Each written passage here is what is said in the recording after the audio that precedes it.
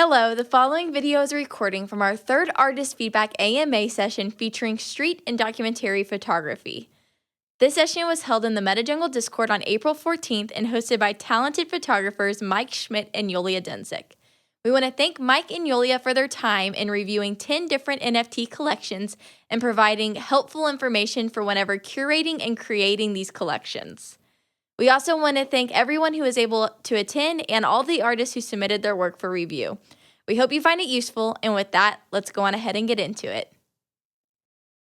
Cool. Well, yeah, I mean, I'll just start off now by just saying that we're super happy to have Yulia here today as a co-host. She's a really exceptional travel photographer, and she's also ex-military. She's got a lot of things she's really be commendable about, and she's featured with Time and National Geographic and Condé Nast, and I found out about Yulia last week. She was running a workshop actually with MetaJungle. And what was the title of your workshop exactly, Yulia, last week? It was how to photograph people and places. It's Perfect. all And about so capturing. yeah, and so I listened to the workshop, and then a lot of what you were saying really resonated with me. And then we had like a nice little discussion at the end, and that kind of led to me asking her to do an AMA with me because I thought she had a lot of really beautiful things to say about photography. So it's really excited to have you here today and to cover some of like street and documentary, which is yeah, it's really cool. Awesome. Yeah, thank you for having me, Mike. Really excited to dig into the work today. Yeah, for sure. Cool. So it's 6 after. So I guess we can kind of just I'm gonna start sharing my screen and we can jump in. The first collection here that we want to talk about. So the collections today are just going to go in the actual order that I posted them within the AMA chat space. You guys should be able to see all the individual questions there because I just posted down the individual questions because I didn't think Yulia had access to the spreadsheet. Everything kind of happened fast, so I just figured I'd write down all the questions so that we had them. So they're in there if you guys want to take a look at the questions. But we'll go over the questions at the end of each segment. For the most part, we normally cover the answer to the questions before we even get to them. So this is Anatolian Children, and this is by Sondemar. And so I'll just read a little artist statement here. Um, the children in these photos will probably be the last generation to play these games. These games are the mirror of my culture. These games are my past. Just like the happiness on these children's faces, I was happy with these games too. But unfortunately, the technological toys that the new world offers us makes this impossible. I love technology, but I miss our childhood more. So interesting. Sounds like this is about the old games that we used to play and how we sort of see this new generation coming up on iPads and a lot of electronics and stuff like that. So um, my first initial impression of just looking at this. So um, if you guys have the tabs open on your own screen, it's best to if you see this right tab over here, that's I it doesn't open up on oldest because OpenSea doesn't really cater to photographers. But if you click this tab here and you put it to oldest, it should put it in the way that the photographer wanted it to be presented because that means that see number one, number two, number three, number four, number five, and number six. And it doesn't lay those out based on the numbers that you put there. It would be nice if they had a way to do that.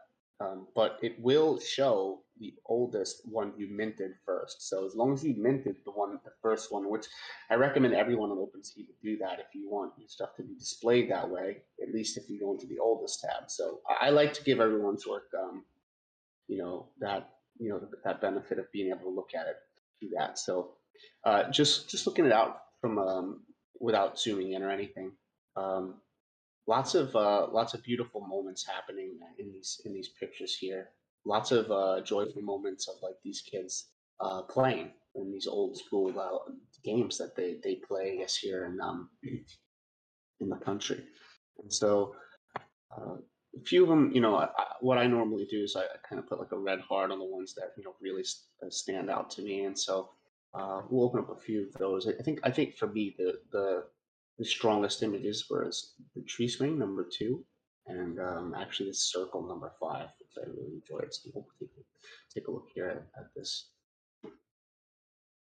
and so it really beautiful moment happening here. The composition's just kind of perfect because no one's overlapping. Like even every kid here, you kind of see every kid here, and they're really interested in what's happening here. The hair is flowing back. The woman here looks like the one who maybe pushed her, and the tree's just going in this right side direction. The hair is going off to the left, and really wonderful shot. And the other standout shot to me would be the circles. I really like when people are shooting in documentary and they go for all these different angles, not just head on, and some people do bird's eye, but I think I don't know how you could have got a better perspective of what's going on here from the ground. I just don't think you would have been able to. Be very difficult, but just this perfect circle that's being created. It's like almost a heart and this girl in the middle, and kind of see the joy on everyone, and even the haystacks are kind of going in this sort of circular pattern. So really liked some of these shots. Yulia, you took a look at this series. What was your first impressions of the series? Yeah, I agree. I love the concept. First of all, I thought the artist did a great job of explaining the concept in the collection description, where there is tension in there, which as a storyteller, I always love when there is a bit of tension in our stories. And the tension is, of course, that there's these games that the artists used to play, and these games are disappearing. So I thought the concept was really. And by the way, I also immediately gravitated towards the 2 images that you highlighted. These are the ones that I noted as well. Number 4, number 2. I thought those were just excellent images. I loved the shadow play in number 4, and I really loved the movement that you described in number 2. What I also want to add to what you already said, which I agree with, is that for me, image number 3 and number 4 are quite close.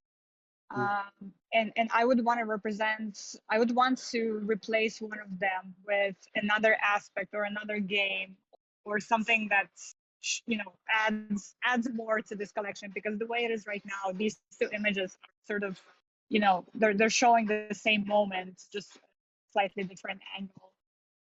Exactly. And I felt the same. That's why I highlighted the one that I probably would have picked.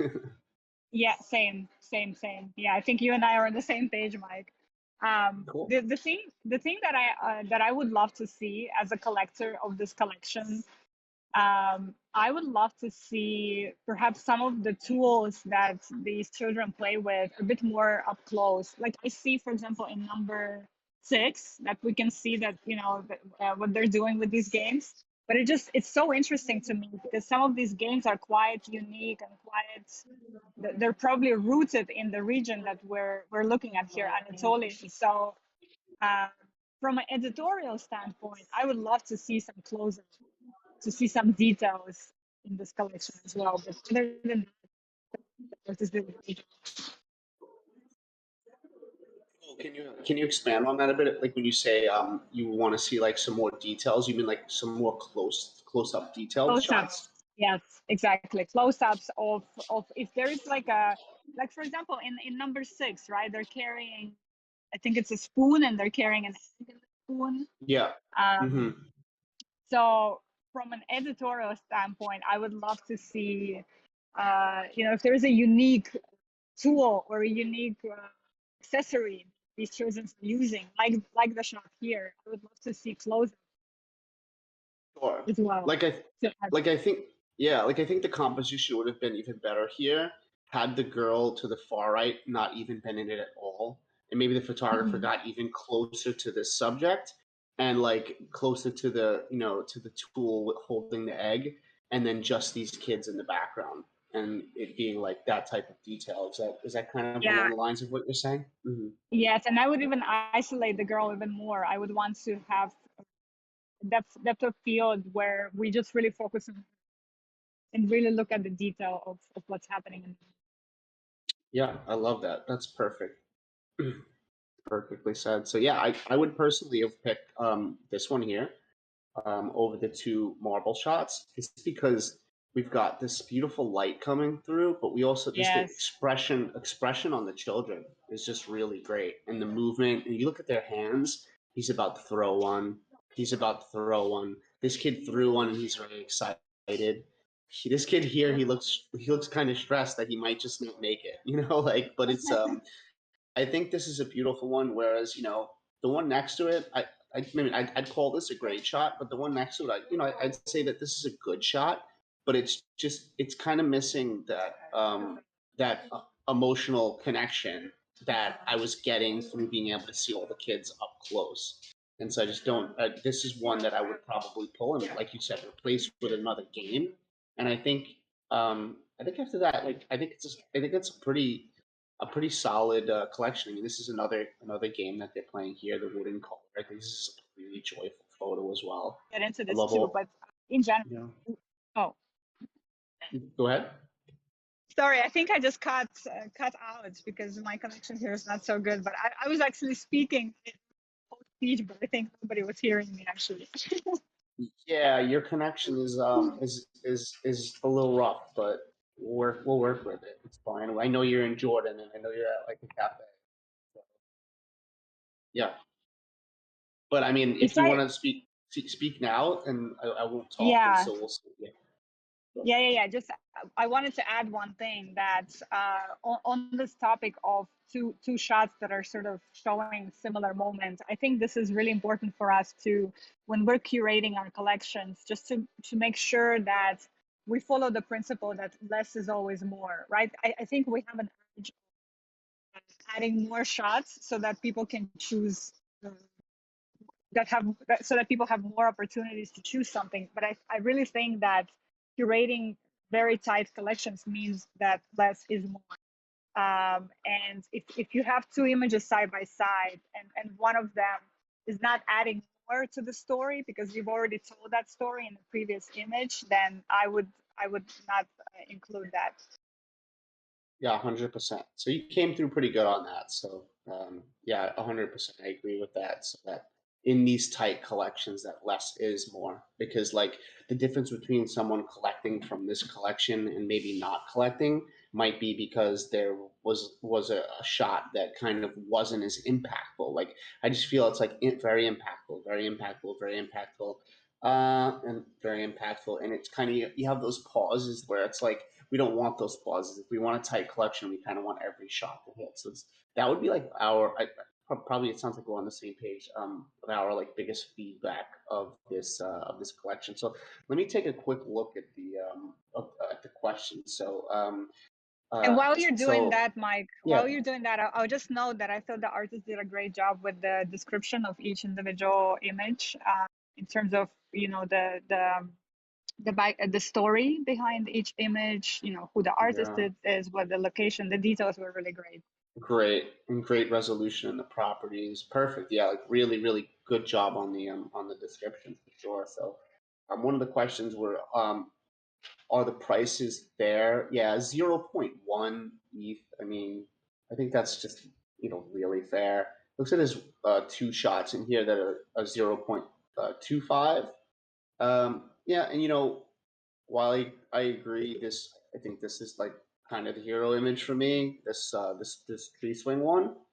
Yeah, Um, I agree. yeah, that I'm okay with it being more. If you kind of have in the description as to like um, why what was it important about that shot, or maybe you don't even have to, because it speaks for itself to be at a high quality. But I don't know that the wooden car one is more successful than circles, which is only 0.1.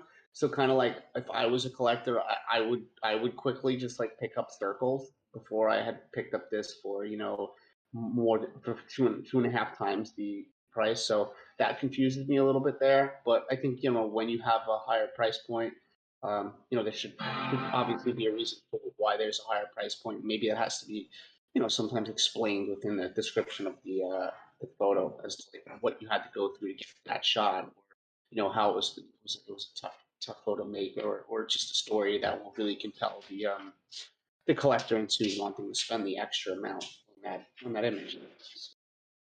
Yeah, I agree. I mean, I think there's different ways to approach this. Some people recommend uniform pricing. Some people say no, it's fine if you have different prices there, but as long as you can explain, so that, because somebody said that in a room I was in, maybe it was even Alpha, that when we're not there, right, the description is all the collector has to go by. So when they're looking at these images and you're not there to explain your thinking, how do you explain that? If you say that there's something very special, special to your person in some sort of way, I think it's totally fine to have higher prices. I go my personal strategies. I have in my collection that is everything else is uniform. I don't want to give them too many reasons to pause, like you're saying. Yeah, too many options or reasons to pause. So yeah, I perfectly agree with that. And so another question was, what should I do to make the collection better? I think we already talked about that, like maybe cut out one of these marble shots for a different game. And maybe you can even crop a little bit in on this one. That's this shot. That's just this part of the shot. Just speaking technically and maybe nitpicking of this girl here is a little bit bothering me when she's the subject. So maybe like a crop where it was closer, or just next time getting closer even to get those more detailed images. As far as that goes, I mean, I don't really have anything else to say on what I would do to make the collection better. Do you have anything else on that, Julia? No, I think we covered it all. Yeah, I think that's a really good collection. So another question they had was like, I do digital manipulation in my other collection. Does this create a negative effect on collectors? I mean, it's not in this collection. Like, as long as you can do digital like manipulation in this collection, if you're going to call it documentary, then I think that that's fine. If in your other collection that you state within the collection that you've done digital manipulation, so that it's kind of like I guess like a not just photography but also manipulation of mixed media or whatever. That would be my answer. If you have an answer that's different from that. I agree. Yeah, I think we have total freedom to do different, to display different skills and abilities that we have. Just don't mix them inside the collection, I would say. Yeah. Like have, sure. yeah, exactly. Yeah. Cool.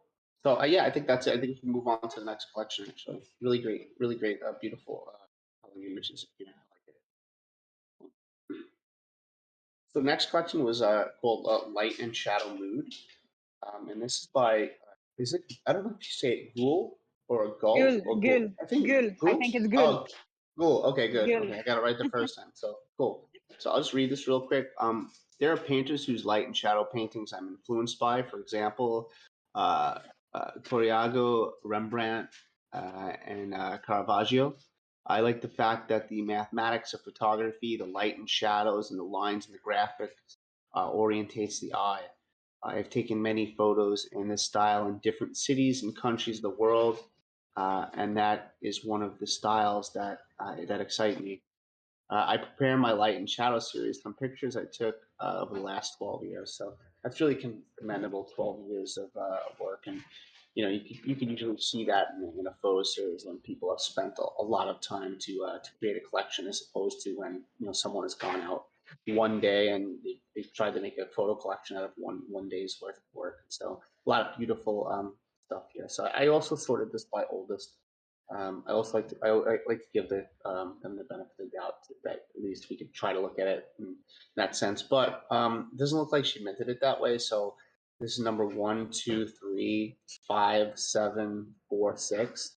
So I do recommend that when you mint on OpenSea, that you mint them in the order in which you want people to see them. So my first impression was just kind of like, oh wow, like because I really do love black and white photography. I think it's this battle between dark and light. And in black and white photography, it's like you're paying more attention to the relationship between the light and the dark within the image. And I think that the goal does a really good job and highlighted some of the ones here that were really stood out to me. So let's just like open up a few of these and kind of just look at them. So just really beautiful, right? Like just outside of just like our like subject walking across in the center here, we just have like we have so much going on with lines, patterns, geometry, and just makes for just like a gorgeous image. And in black and white, it's really nice to just you really find the subject quickly and just it's really just stunning going to the eye.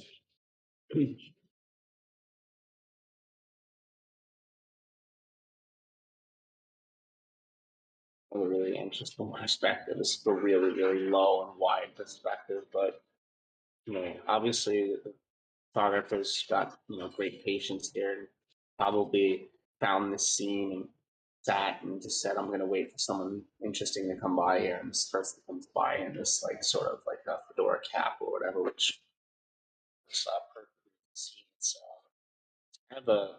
It's kind of a really moody or creepy vibe I'm getting from it. So yeah, so there's a lot of images in here. Really, really good use of shadow and light play. But not only that, but like showing dimension within an image and even leading lines like this steps just leading to the subject. And just like, if it was all black over here, like it would be too heavy on the right side of the image. But we have another window open here. It's just like really just really balances the image. So, obviously, Gold, she has a really great eye for compositions. So, these images. I did find two of the images to be quite similar, and I would say that that's number 3, this one, and number 4.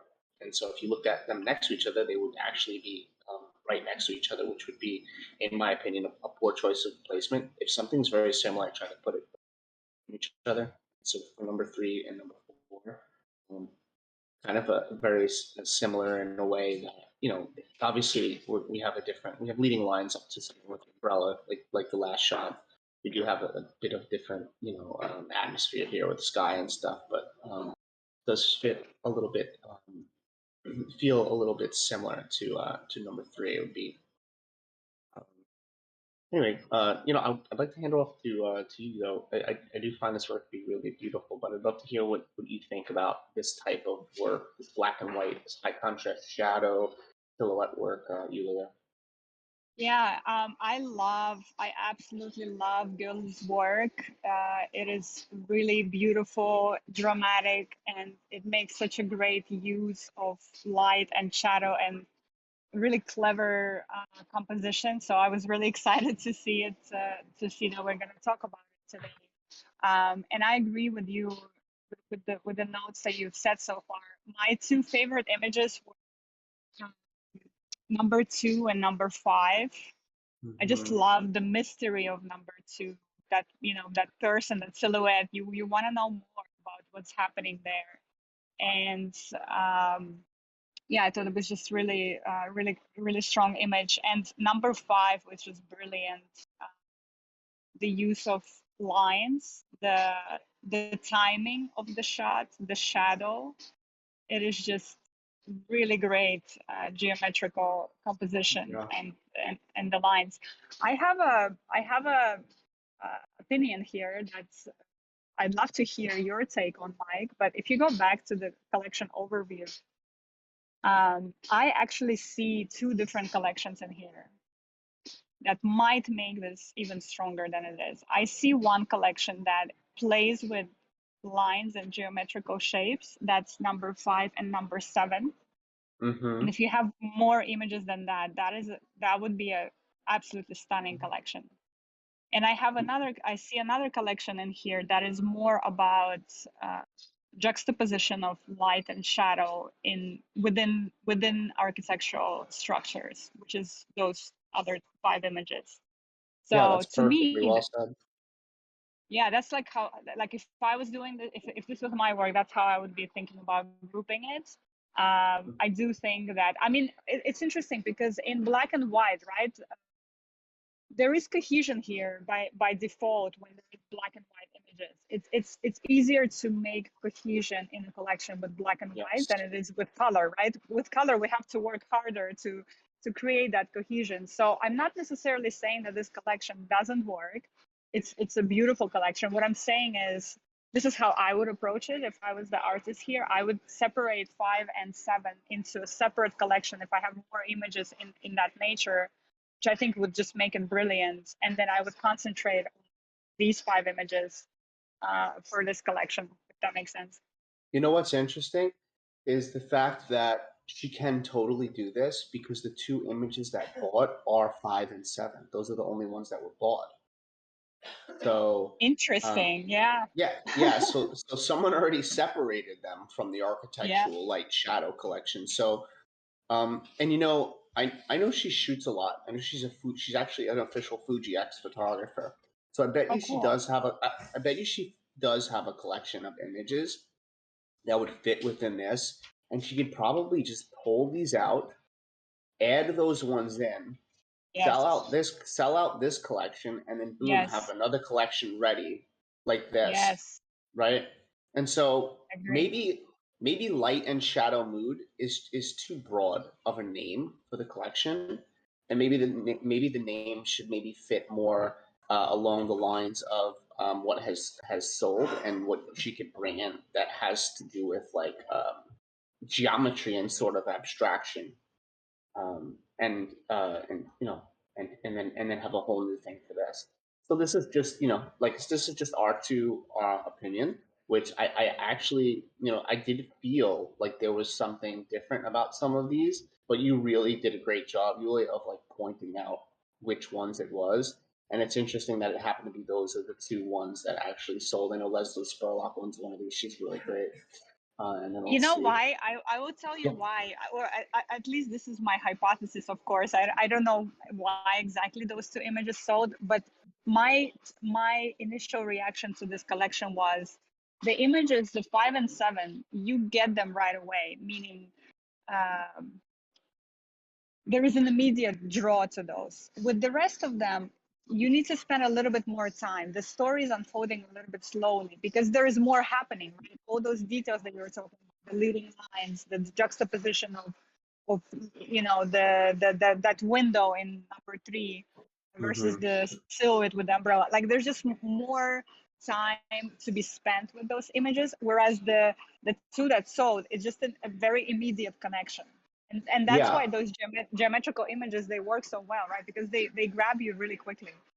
Yeah, you don't even have to open the image, right? You don't Yeah, have to open the image. But agree. if you look at this image, like number 1, which is one I really love, you can't really get this image unless you really open it up, right? Yes. Because you have to go through a lot of like looking at all these lines back here and all the geometry all the architecture that's going on back here, and the circles that Yeah. and geometry and everything that's going on with the light here. There's a lot more that you have to kind of consume to like really um, appreciate and digest like those photographs. So cool. Yeah, I love it. I love what you brought to this like this is why I love having co-hosts, because like there's things that like I'm like seeing and thinking and wondering, and then sometimes the co-host like can just like bring that out, and it's like perfect because it's just like we're just bouncing ideas off of each other. And so let's take a look Yeah, at totally.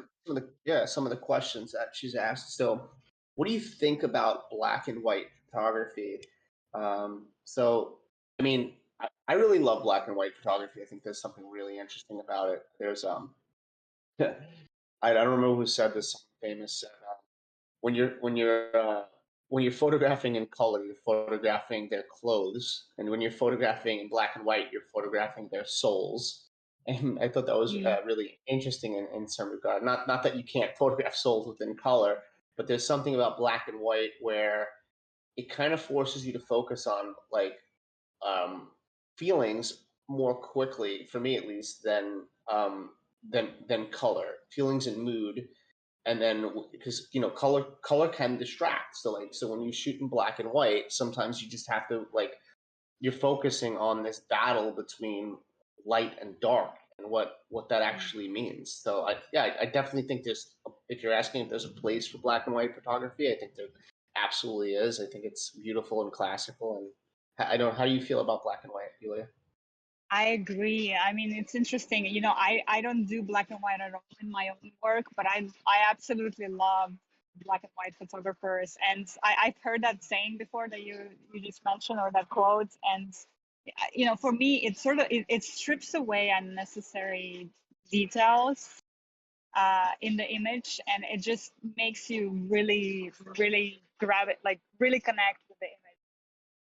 I think black and white is really powerful, and I think that the NFT space is great for black and white too. And here's why.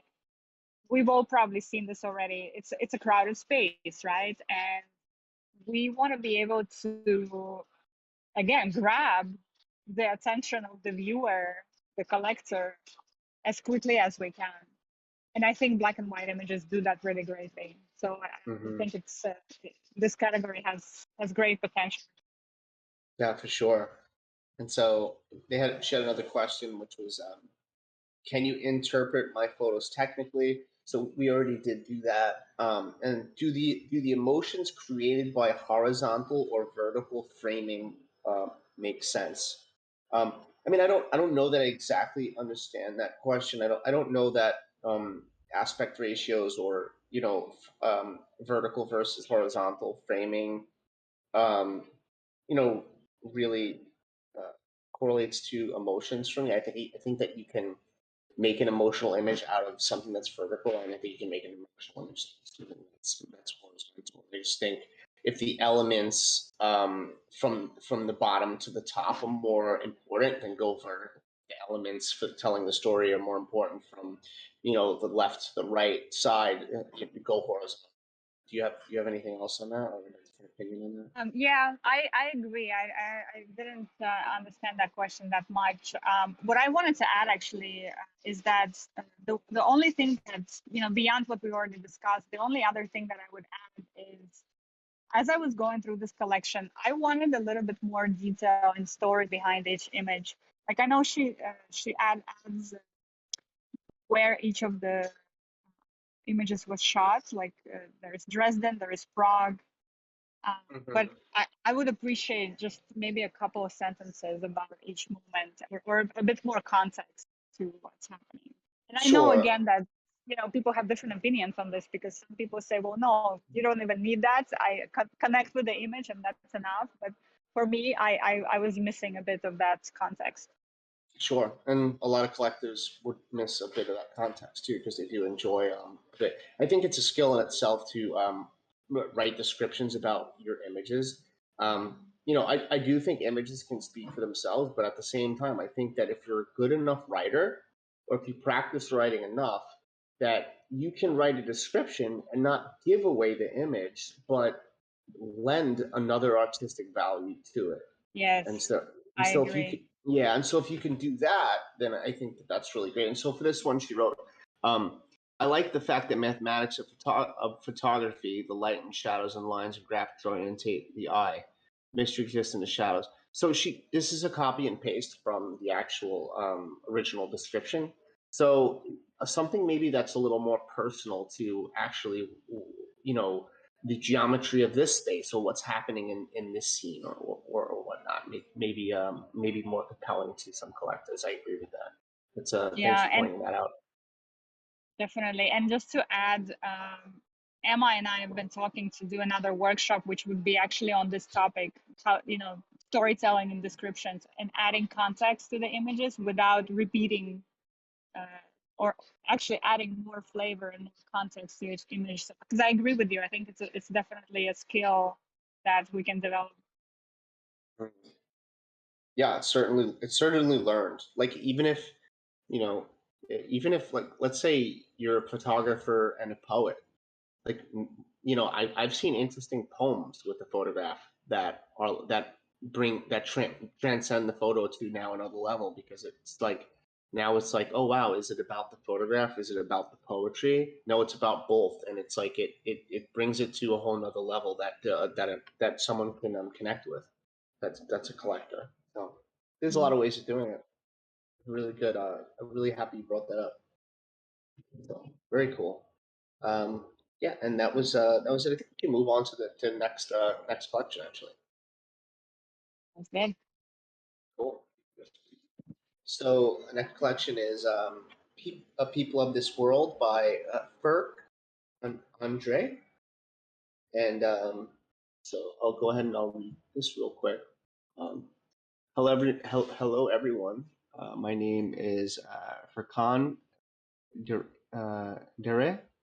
I live in Turkey, a street and wedding photographer. So I'd probably put that part at the bottom, and I'd probably start with this part. Colors and people are my main themes in this collection. For this reason, I tried to reflect people's feelings, actions, and perspectives on life. When I shoot people, I try to capture their emotional moments. I think even one look is enough to strengthen the photo. That's why I try to place the most important element that will make the photo strong at the right angle in my frame. Okay, so let's take a look.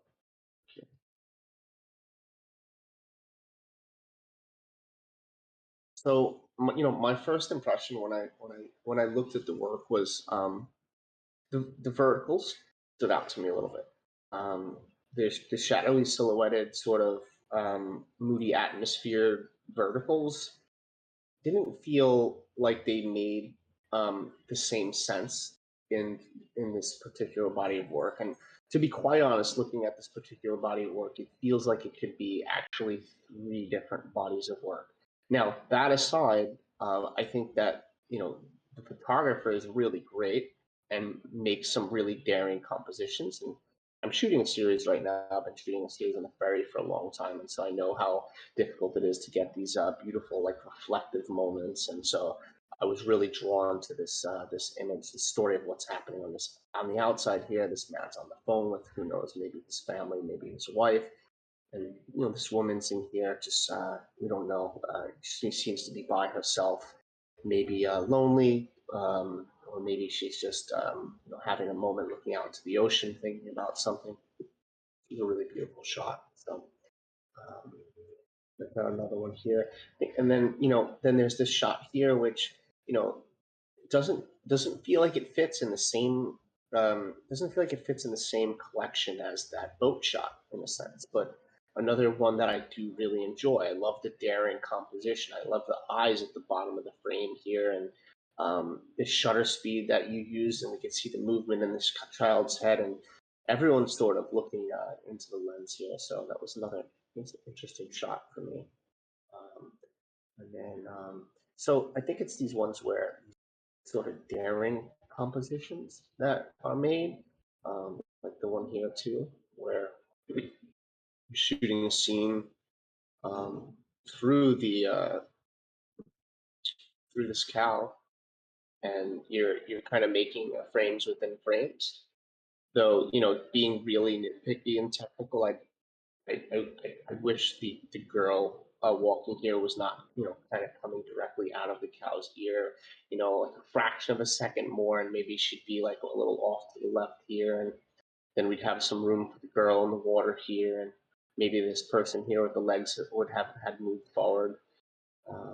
But really interesting to see when photographers are out there making these sort of daring compositions and such. And so that's my general feel of like the collection here is that I think I think we have a really good photographer on our hands that just doesn't quite know exactly how to put a cohesive story together. And so I'd love to hear what you thought about this collection when you looked at it, Julia.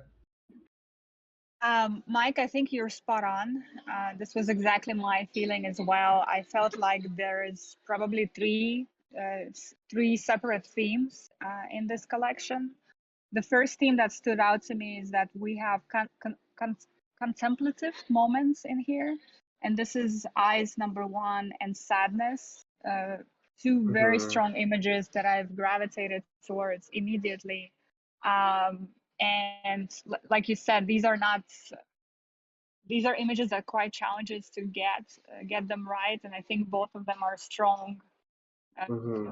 beautiful images. But to me, that those two, that the theme in them is very different from another theme in here that I see, which is sort of candids. And the candids Yeah. are orange head, eyes, cheerful Yep. kids, big trunk. These are candids, right? Mm-hmm. And almost like playfulness, very different Yeah. emotion from the contemplativeness and the sadness of the first two images. And the third theme is the images that you called out: silhouette and shadow and light. Right? It's a different story that's evolving in those two images altogether. So Yeah. I agree with you. I think very strong technically, very strong images technically. The curation and the storytelling part, I think, needs to be worked on a little bit, because I understand what the artist was trying to tell uh, in the description of the collection, but sometimes the artist statement alone is not enough to bring a collection together, because visual elements and emotions communicated in the images need to work together as well. So we can, like, because the point of this collection, the statement is, let me see what people's feelings, actions, and perspectives on life, right? So that's sort of the unifying theme. But the way it's communicated through, again, these like sort of three different approaches: candid, contemplative, and shadow views, are communicating different emotions to me, which feels a bit disparate at the moment. What's interesting is that how much we are on the same page about everything we've talked about so far, but yet we didn't actually go over any of it, because No, no, we didn't. it was really late for you last night, and so And I I just just landed in Jordan yesterday, so I'm still kind of yeah, it jet was late lagged. for you, and I said, I'll pick the collections and I'll link them, and you can go over them yourself in the morning. But it's good because I feel the same way. So like technically, I think we have a really great photographer on our hands here. I just think that and this is the thing. Sometimes I could go into the Instagram of these photographers, and then I could see, oh my God, I could curate a beautiful series out of just these contemplative moments, or just these silhouette sort of moments, or just these candid street moments. And so that's what we're here for. We're to really is to help you guys see, first of all, we're for the most part with these AMAs, we're trying to pick photographers that have gone through the basics of photography, and know how to already make a compelling photograph, but maybe just need help in tightening some things up, right? And so this is a great example of that.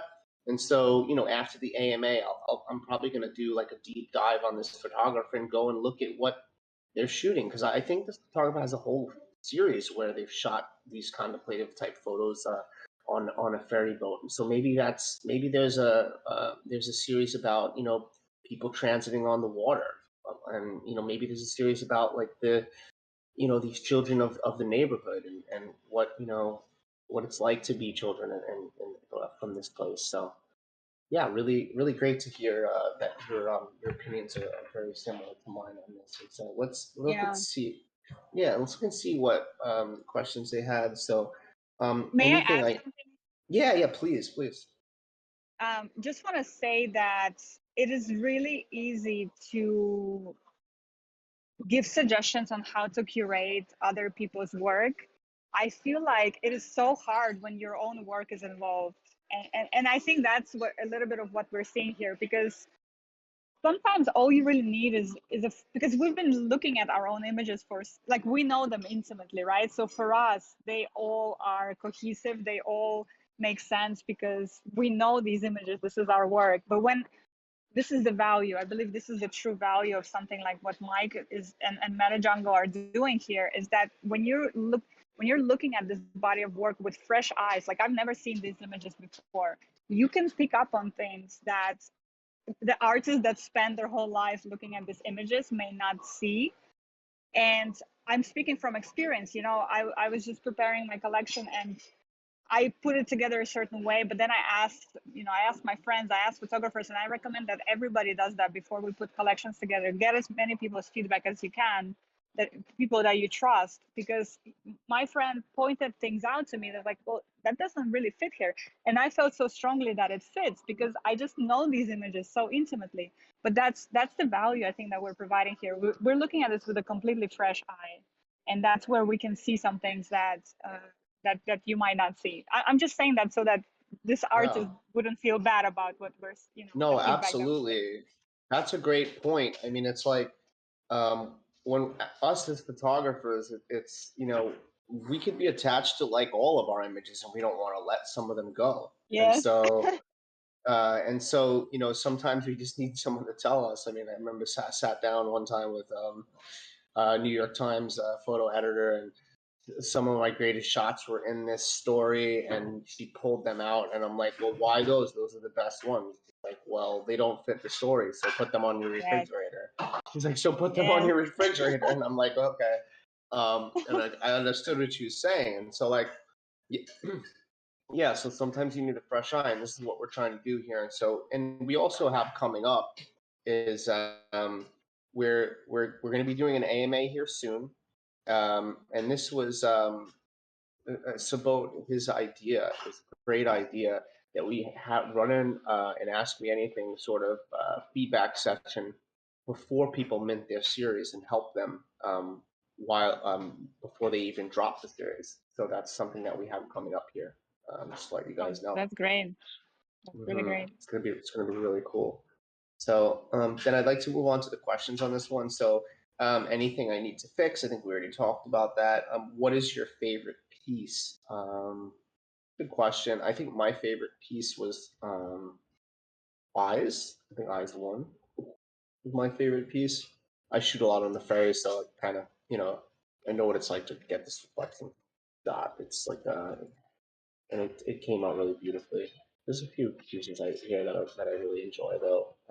Opinions about the collection. I think we made all the opinions about the collection. What was your favorite piece, Julia? I loved Sadness. Oh, Sadness. Really Yeah, this one. Mm-hmm. It felt almost like it's unreal somehow. It does look unreal. Yeah. It doesn't look. I'm pretty sure it's the side of a boat, but like if I didn't know that, I would be like, what is all of that on the outside? It feels like a painting. Yeah, it is a beautiful shot, and his expression is really wonderful, and it's just really added another layer. So, great job. Let's see about the descriptions and how they did here. Yeah, really good. They got properties 1 of 1 and all this information. They have the information here, so really great job on the description. So I think we can move on to the next collection.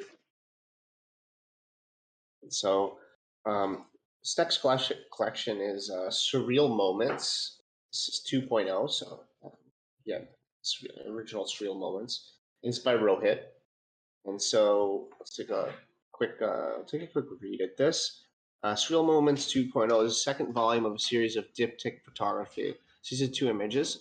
While this method of storytelling has been practiced since long, but this collection allowed me to bring it first in the NFT space.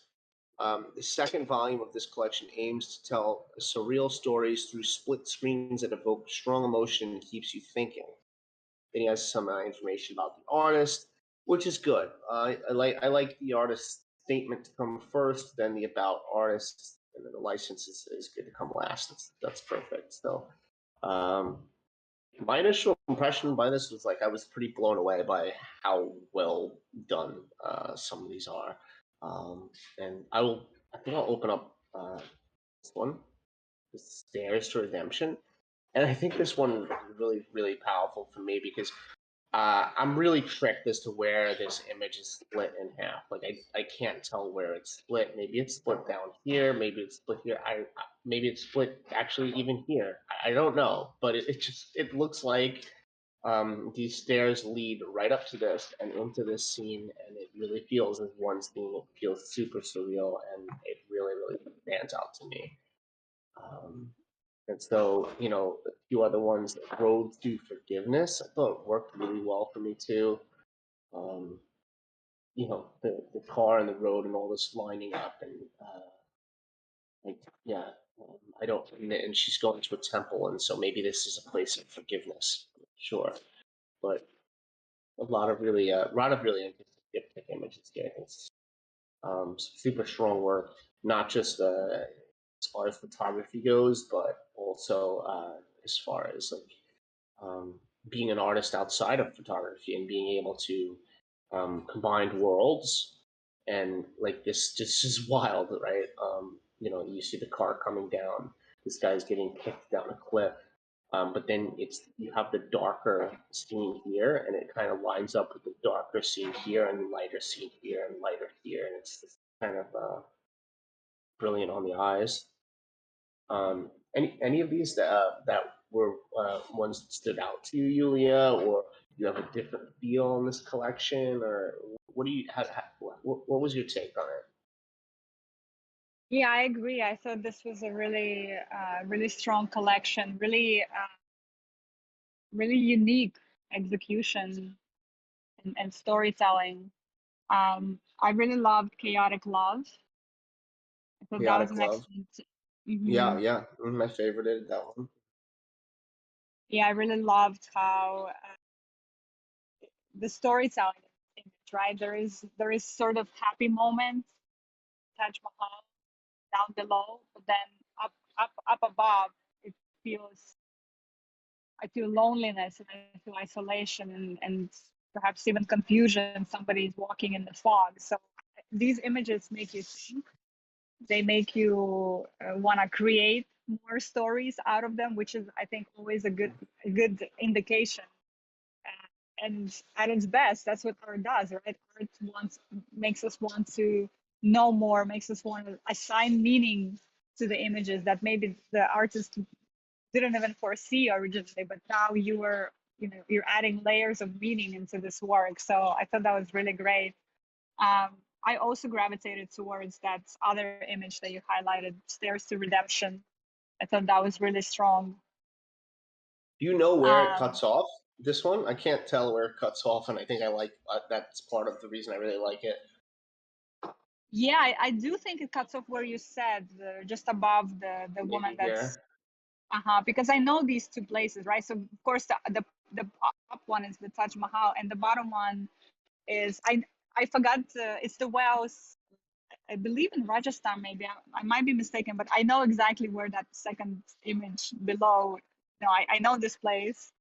I need to So go. yeah, I I need think to go to India. I need to go to India. Some of these places are just they're like, stunning. They're very yeah, stunning. yeah, so beautiful. I think the only thing that I would add here to what you're saying, and again, this is very subjective because, like she had, or sorry, I don't know if she, maybe it's a he. Sorry, this artist has a bit about each photo. And actually maybe it works here because again you are assigning your own meaning, right? You're adding your own interpretation, which maybe then it works here that there isn't that much detail about the actual moments here. So let me retract my own statement and say that I think actually in this collection it works, that there isn't that much detail about each image, but it works because then we're compelled to add our own meanings to it, maybe. Yeah. So I mean, so I'll just say, the one that I think is the weakest within the collection, I think, is the Silent Screams. Um, one, because I feel like the man is really the subject, and I feel like this painting here takes up a huge portion of the frame and kind of overweighs the subject. But at the same time, it also felt like one that didn't feel like a diptych in a sense. It didn't. it feels like one image versus two, unless it's split right down here. I just don't think it hits the mark like some of the other ones do. Yeah, I So agree. I thought it was a strong image visual. Like I thought the image itself was visually strong. It's the graffiti, or the art on the wall. It's quite strong. It pulled me in. But I agree that it's not immediately apparent that it's a diptych like it is in some of the other images. So yeah, in that sense, I would agree that it stands out a bit. yeah, and then so some of them are split from left to right too. So like this one here is split from left to right, which I think also works. Interesting story.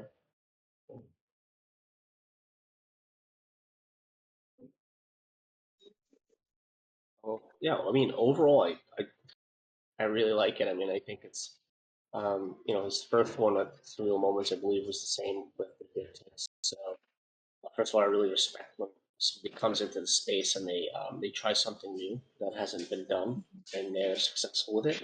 And I'm sure he was very successful in his first one.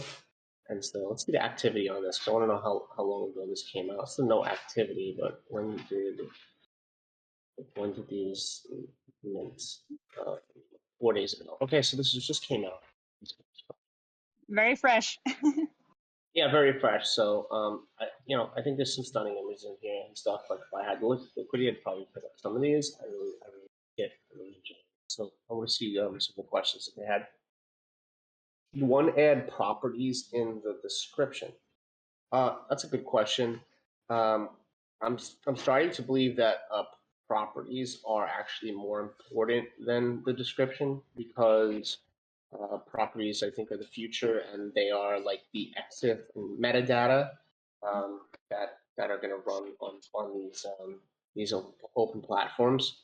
But to be safe, I always put my properties in my description as well, because this description, when you sell the photograph, you can no longer change this description.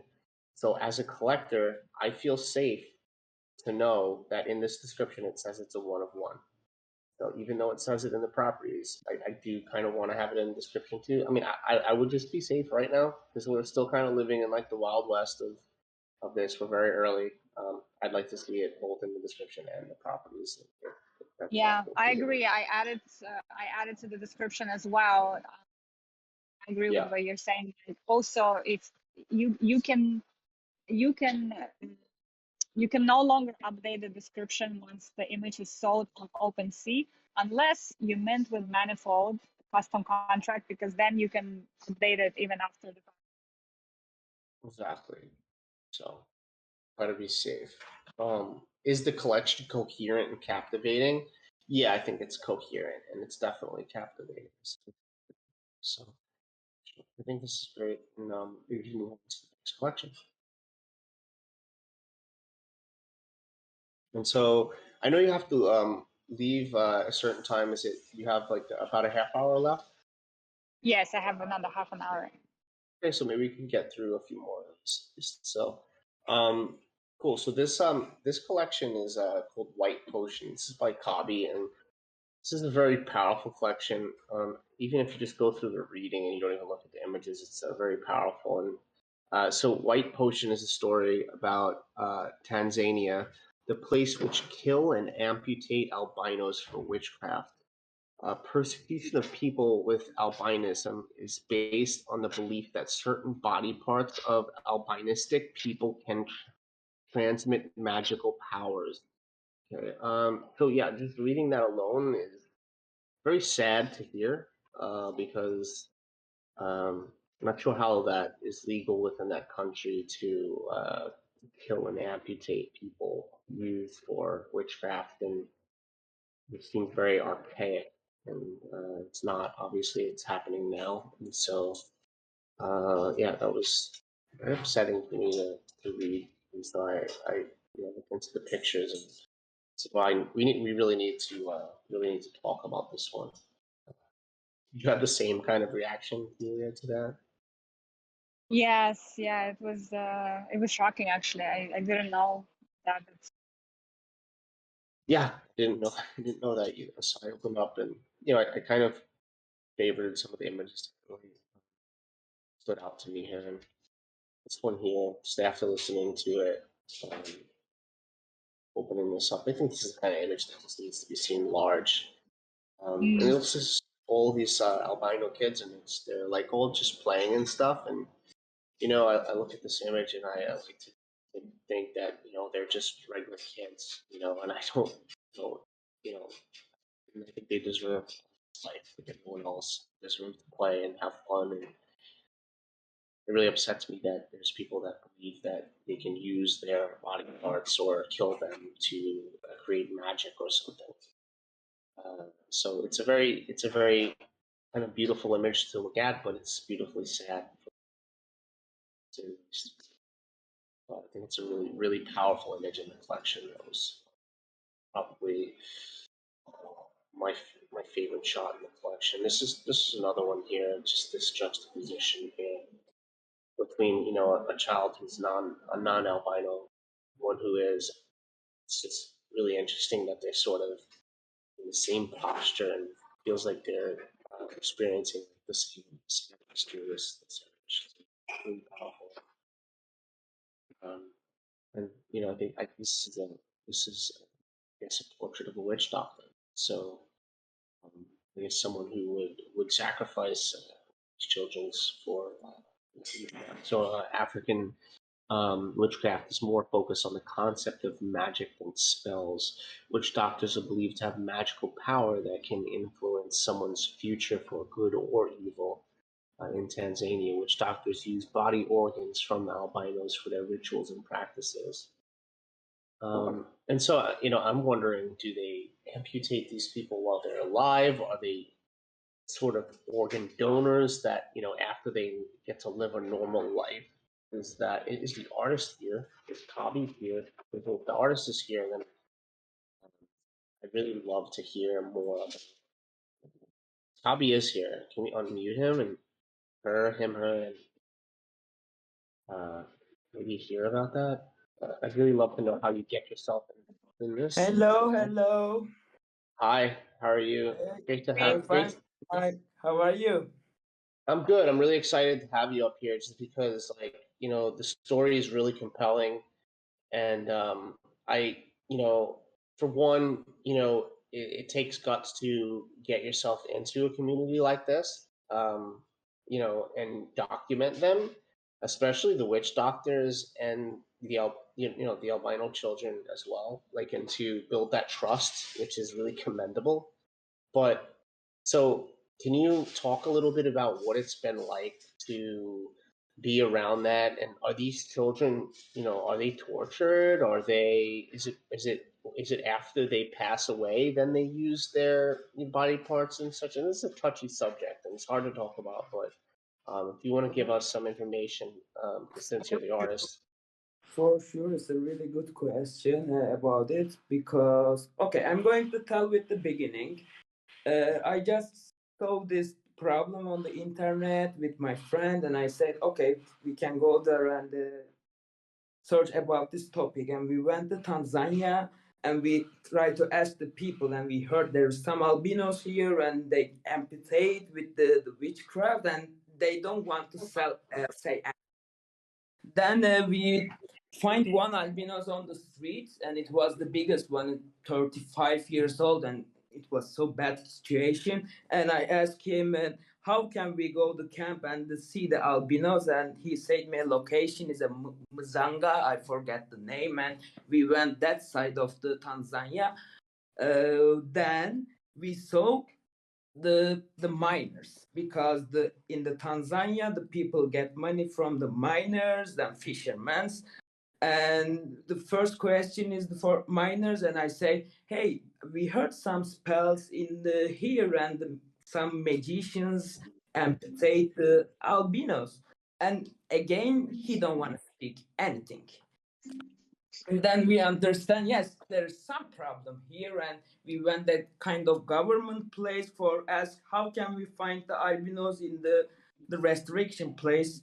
and they showed me this camp, and we went there, and I started to talk with the mama on that camp, and she told me everything. It's like that. The normally, if you have a albino kids, actually it's so normal. It's all about the melanin in your body, and they just have a minimum melanin. But because of the belief, the African people know they are cursed, and how can they amputate? They are kidnapped the children. When see they're alone, someone came, kidnapped, or just with the knife they have to cut the teeth, the mouths. It's so sad to tell. That's why I'm kind of creepy with the telling this story. Yeah, it's like that, Mike. It's so common and normal. If someone want to make some spells about it, they are kidnapped or just go with the knife to try to kill. But yes, it's like that. Well, thanks, Kabi, for sharing. It's also So hard to tell, it's so sad story, and we are a good MAA here, and I don't want to tell all the sad things about this topic. that's fine. What you said is enough. So I was just mostly what I was wondering is if they, they're kidnapped and they do these things and harm them before they pass on with the normal life, and it seems like they do, and so that's like a form of like a slavery in a sense that they're owned by them because they've kidnapped them, and so wow. And I then met with the albino, and he was the 15, and he was some part of missing, and I tried to talk with him, and their psychology is really, really down. They are so scared of the people. Also, I'm the white one that came the camp, and they never speak to me. And after 10 days, they get used to my face and try to speak with me. In the videos, actually, I have kind of videos, and I share on the Twitter, because it's a kind of future movie about the albinos, and this 10 picture is just the small part of the story.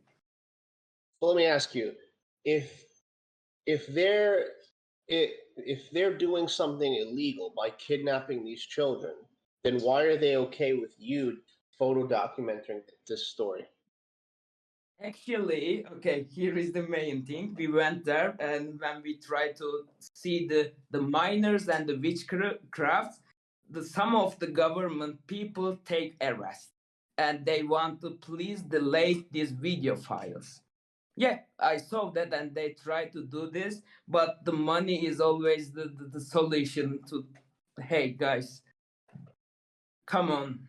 But yes, I saw they try to arrest me, and they suggest me to delay it. And also the witchcraft said us, if you shoot a topic in a bad way, I can make you a spell and you can't be never happy. And I heard this. Wow, just wow. I spoke a lot, so Yulia, do you want to speak at all about some of this? Yeah. Well, first of all, Kabe, thank you for this work. I mean, this is why we do what we do, right? Sorry. Oh, yeah. I was gonna say this is why we do what we do, right?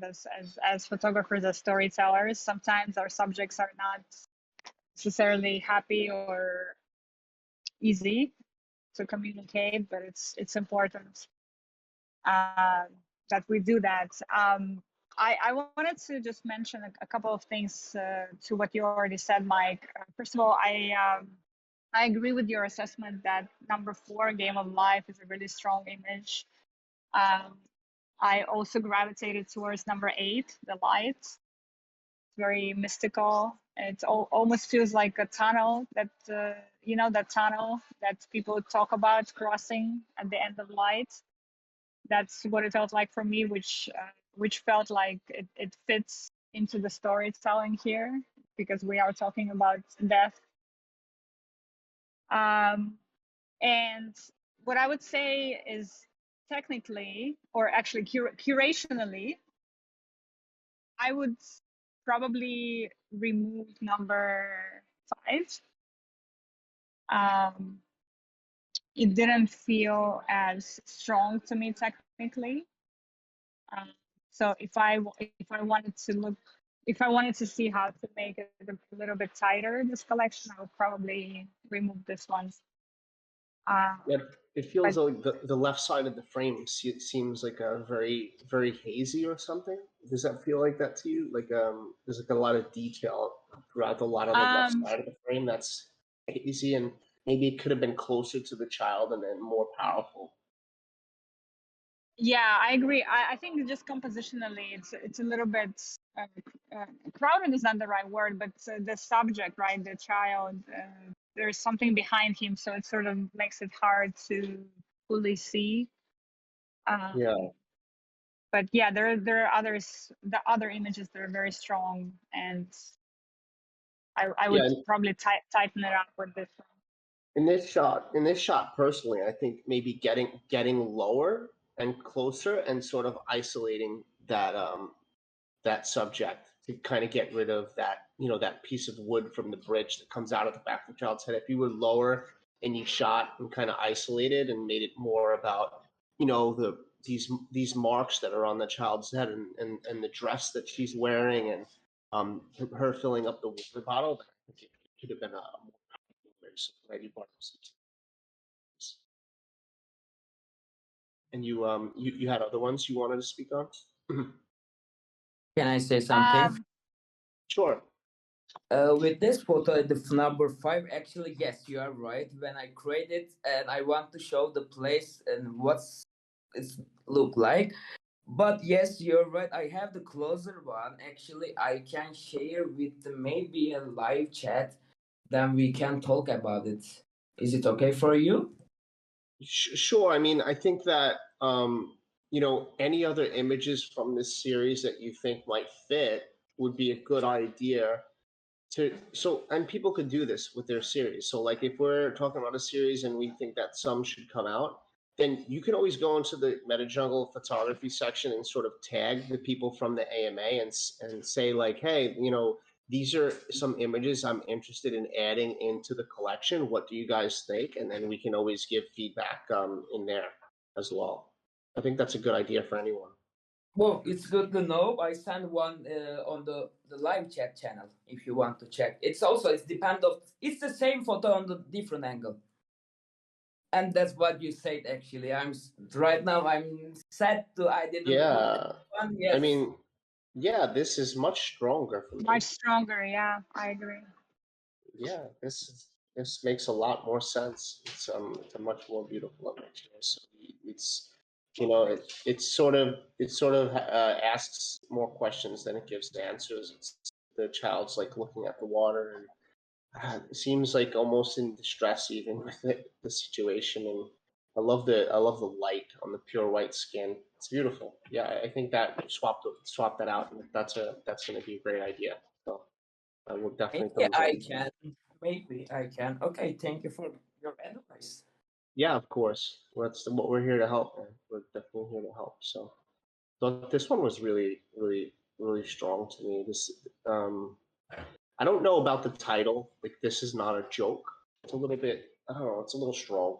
The title. I think we could like let the image speak on its own. Technically, here, this portion on the ends bothers me a bit. Like this arm and stuff here, like that. I'd rather my eyes not go anywhere over here. And so and it's hard sometimes, but I would just say like take your time more when you're making portraits. Think about your background and as well as the expression, because I love the expression here. It's very powerful. It feels like this child's looking at me with like an old soul pain. It's really powerful. I do love it. So I would not pull that image, but really beautiful. So nice too. This of all the children here. And so you want to talk a little bit on why a lot of these children have these scars and stuff and wounds on them? Or is this more visible because their skin's very white, or how is that? They seem very scarred and bruised. It's all about the melanin. Their skin has stopped to protect because of the sun, and that's why they have some problem on the skin. Also, their eyes are won't see a good way. Wow. So have you thought about going back? Good question. And next week, actually, I'm going to Kenya for another documentary project. And after 4 weeks, I'm going to finish it. Then I want to go to Tanzania to not to see them, but if I have a closer location, maybe I want to visit them because I heard from my friend. I think the suicide is gets higher, like a 70%. That's why I want to, not that I want to, but I wish want to go to see the camp.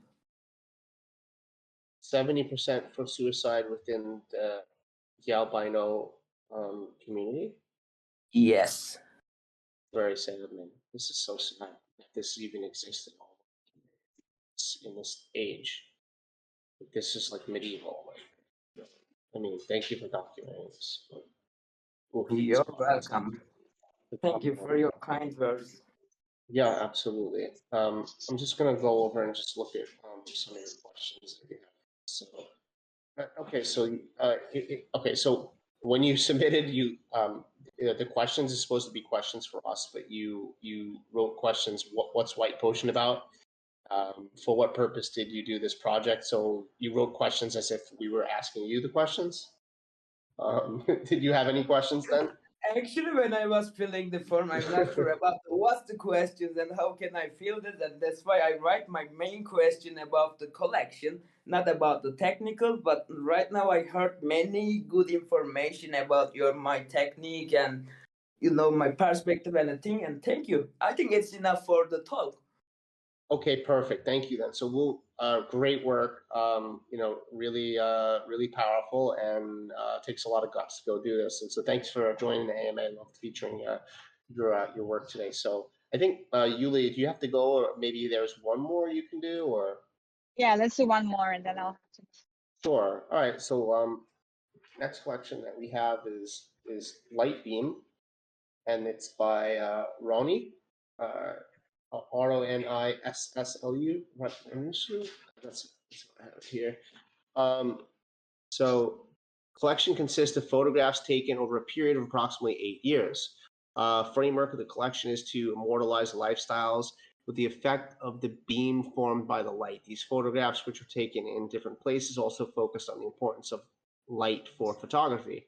The 22 photographs in the collection also accepts sales with ASH, ASH. Not sure what that is. Maybe it's a cryptocurrency. Each work will be sold with ASH corresponding to 0.25 ETH at the current price. No more photos will be uploaded to make the collection special. High quality dimensions of these photographs will be sent to the collectors who wish in digital media. Photos, which usually consist of a combination of life, of man and nature and life, have been tried to give an aesthetic appearance with the light beams. Okay. So my first initial reaction when I looked through the collection was, wow, this photographer really knows how to use the use of light, and knows how to make some really, really beautiful and compelling photos. And then in contrast to that, my second thought was there's just a lot of images, and there's a lot that feel very similar. So, if we look at a few of these, baking bread number 11 with these light beams coming down. You have baking bread number 15, black and white with the white beams coming down. You have another another baking bread, right, with just making bread with light beams coming down.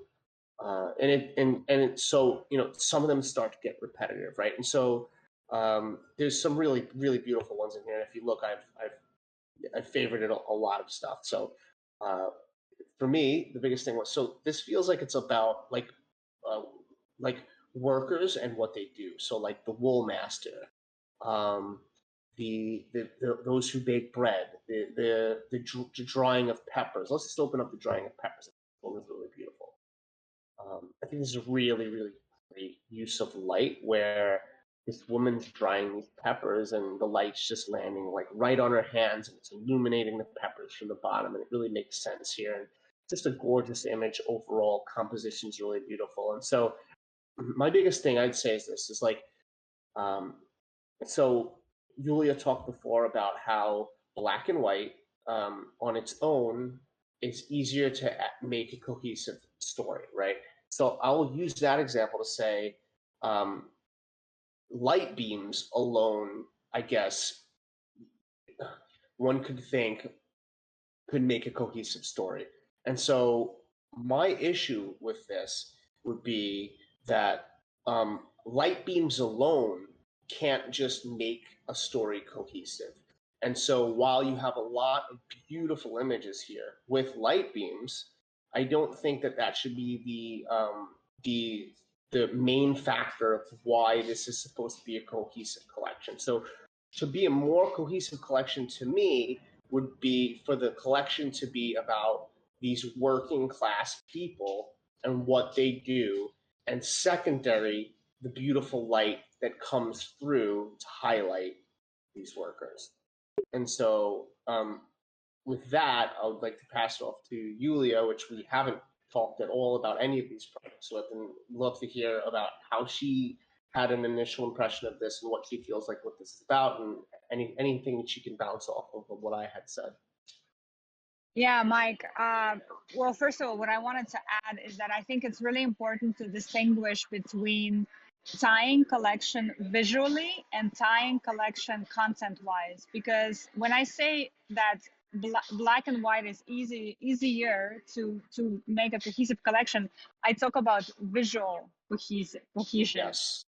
But content-wise, it's a different layer that also needs to be cohesive. And we already looked at this with even with Gul's work, for example, right, where there was 2 images of geometric shadow lines and architectural images. So I think to me this is the same, which is what you're talking about here, Mike. That there is a level of cohesion of content and concept, and there's a level of cohesion visually, which black and white is one, use of light beams is another. So I think the strongest collections, they are cohesive on both of those levels, right? They're cohesive visually, whether it's black and white, whether it's light beams, and they're also cohesive story-wise or content-wise. And that's what we're seeing here a little bit, because we're seeing cohesion with light beams, but we're not seeing cohesion so much with storytelling. And I agree with your observation. My first reaction was there's too many images here, and some of them are repetitive, and it makes it hard for me then as a collector to say, well, which image do I want? Like I almost get lost, to be honest, in the images, because there's quite a few of them, and I think again less is more in a lot of these collections. I would say also that I would remove, in addition to perhaps calling some of the images that are repetitive, I would also remove number 16 and 17, because again, content-wise, right, we're talking different stories here. One is about people inside doing some sort of craft or doing some sort of work with their hands. And the other one is about being outside, being with nature, being with animals. So that's my biggest. Both beautiful photographs, but just don't absolutely just don't fit in this other thing about stories, right? And so that's why I thought maybe one of them should be about the workers, right, and what they do, like the man shaving and the cheese making and the bread makers and the drying of peppers and stuff like that. And your story is about that rather than naming it light beam, but it's about these people that are these hardworking class people that make the village run.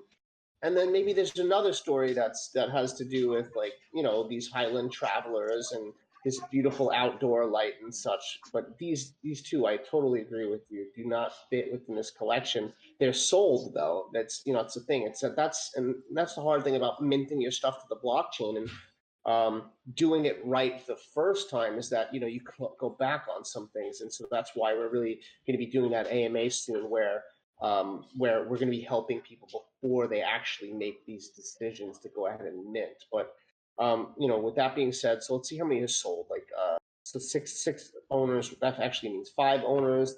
Looks like one piece up here, 1, 2. So let's see. So this is about kind of like workers or people in the homes. This is Woolmaster. This one sold. Yeah, and then these 2 outside ones. So yeah, it'll be very tough to bring those 2, and then the ones that sold, and make a collection out of it. But you'll have to do what you have to do because the images have sold already. So I think the biggest point with this collection is culling down them at this point and trying to make that series work with the images that have sold, and maybe only add. So let's say how many images sold. So 1, 2, 3, 4. Okay. So what? 5, and then is this sold? 6. Let's say six images are sold. So maybe make the series only 8 images and just add 2 more images, get those sold, and then like that's something that I would be safe about doing, since they kind of overlap in stories. Do you have an idea as like, or can you agree with that, or how would you go about this Yeah. situation? Yeah, I agree with you. I mean, I think just in general, as a rule of thumb, for everyone, I would say it's important to go with story cohesion first and then visual cohesion second. You know, where you decide on the subject matter first, and then you sort of see how to visually bring it together. But yeah, I agree with you that in this case, because those images have been sold already, it's a bit hard to. You know what I would do if I was this artist, I would see if I can make a new collection based on sort of this principle, right? What is my story that I'm telling here? Maybe it's about these people working with their hands, and then, you know, visually making it cohesive through the technique that the artist is using here. Yeah. So that's how I would probably go. I would leave this collection, and I don't know if it's possible because I'm not as familiar with OpenSea first, because again, I minted on Manifold, so I'm not sure if that's possible, but maybe even worth to put the sold images sort of together and then just approach this as a new collection. Well, I put it at the top, right? I put the sold images at the top, right? And it's these 5. And so, you know, maybe you could find 2 more images and sell those, or maybe you just cut it at 5 and you just say, look, this collection sold out. You remove all this stuff. What a great story it is, by the way, right, Mike? What a great story it is. My collection sold out, and here's edition number 2. Yes. Yeah. Sometimes life gives you lemons, you make lemonade, right? You take this, boom, this sold. These sold. It's only a collection of 5. This is the beauty of OpenSea, is that it allows us to correct these mistakes that we've made, and you remove all these, and then you start fresh from our feedback. You start fresh. The next series, maybe it's about the hardworking people. Like, look at how beautiful this is of this bread being made, and the light coming down, landing right on the bread. You have the 2 sisters over here. That, look how beautiful this shot is. So yeah, it's amazing. Yeah. Yes, foreground, midground, background, and so that is our best advice. Go ahead and, you know, just I would just call every single thing out of this collection except for what is sold, and I would move on to my next collection. And don't make the next collection 20 images. Make it smaller. Yeah, go smaller if you can. Less is less. Like less is more for this type of work. So I think that really should help. It's a really easy way out of this one. So I agree. But an absolutely great photographer. So like, when I say an easy way out of this one, I'm not saying like an easy way out of being a bad artist at all. No, like you're a phenomenal photographer. Like I hope to see some light scenes like this that I can capture myself. It's just that you've had an issue with curating, and you just need a mentor to help with curating, and we're here to help with that. And so definitely apply to the AMA that we're going to be having come out. That's going to be about us during pre-mint. So showing us your collection pre-mint so that we can help in real time before you mint that collection, so you can have everything right the first time before it goes out. So perfect. Yeah, I agree. And also, if you know Dilek Uyar, Yeah, of she's course. She's phenomenal. great. Yeah, she has Yeah. a collection on OpenSea that is sort of a similar concept of people doing manual labor with their Yeah. hands. 5 images in that collection, so really, really tightly curated. Yeah. So maybe look at that collection for inspiration. Absolutely. Agree. Cool. Well, thanks, Julia, for help for being here today. Really loved the synergy between me and you, and your ability to add some information that like I didn't think about, and kind of just bounce things off each other. And so yeah, if you're interested in the future and doing more, would totally love to have you. But thanks so much I for your loved it, time. Mike. Yeah, I loved It's it. fun. I think I agree. Yeah, it was really fun, and thank you so much, everyone, for tuning in. Sorry I can't stay till the end. It was really great. We'll do more for sure, Mike. Yeah, for sure. Awesome. Well, enjoy Jordan. I'm gonna go eat some nice dinner. Thank you. All right. Bye-bye. Bye, everyone.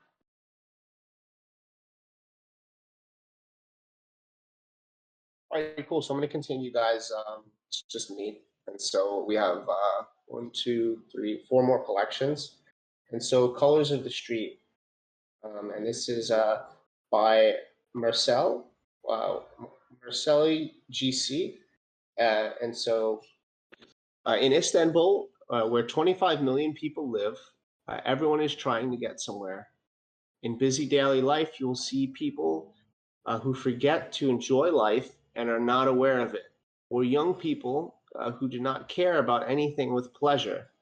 I share with you the reflection of the people who make up the colorful life of the streets in the flowing life. Cool. So my initial reaction when I saw the collection was that there's a lot of beautiful images here, but there's some images that feel like they belong more to the sort of minimalism genre, which I would say, tables, the beautiful one, workers preparing for mealtime, of fasting people in Ramadan, who are preparing for hundreds of people who are about to eat at the same time, I guess because they've been fasting. So beautiful, beautiful image here. Love the light and shadows. And I put that in the same category as an image like this one called Graphics. While the workers at a factory producing water pipes in Istanbul continued to work, a worker who had to go to a high place with a ladder passed me, and there was a photograph for me among the graphics. So these almost feel like they're outside of the street photography category, and they're like more along the lines of geometry and minimalism. While I really love the images, it's hard to see them in the same category as, say, like something like this, which was another interesting image of a clown who looks like he's resisting against a police barrier. And the expression is just it's really interesting. Surprise, sort of, what are you doing expression.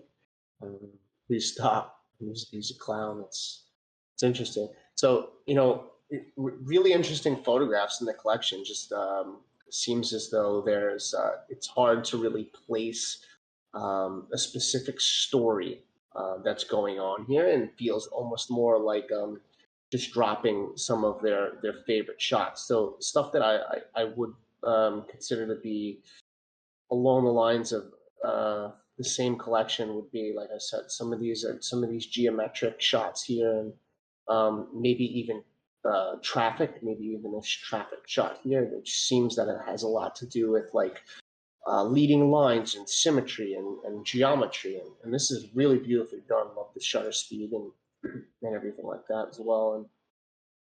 And then you have something like this in here, which is a street shot that is just like one of, more like one of those clever, decisive moment, clever shots that's has like humor to it. Like you see Cristiano Ronaldo here, he's like he's eating the bread, man's walking by with the bread, but like I said, it's hard to find one cohesive story within this, and so like this is beautiful urban transformation, the color relationships, this the pinks on yellows, the green tree coming out, and the blues, just this woman looking off into this destruction of this urban environment. I think it's a beautiful shot. I just think that we have a few different stories going on here. But clearly a really really good photographer. I want to look at the questions.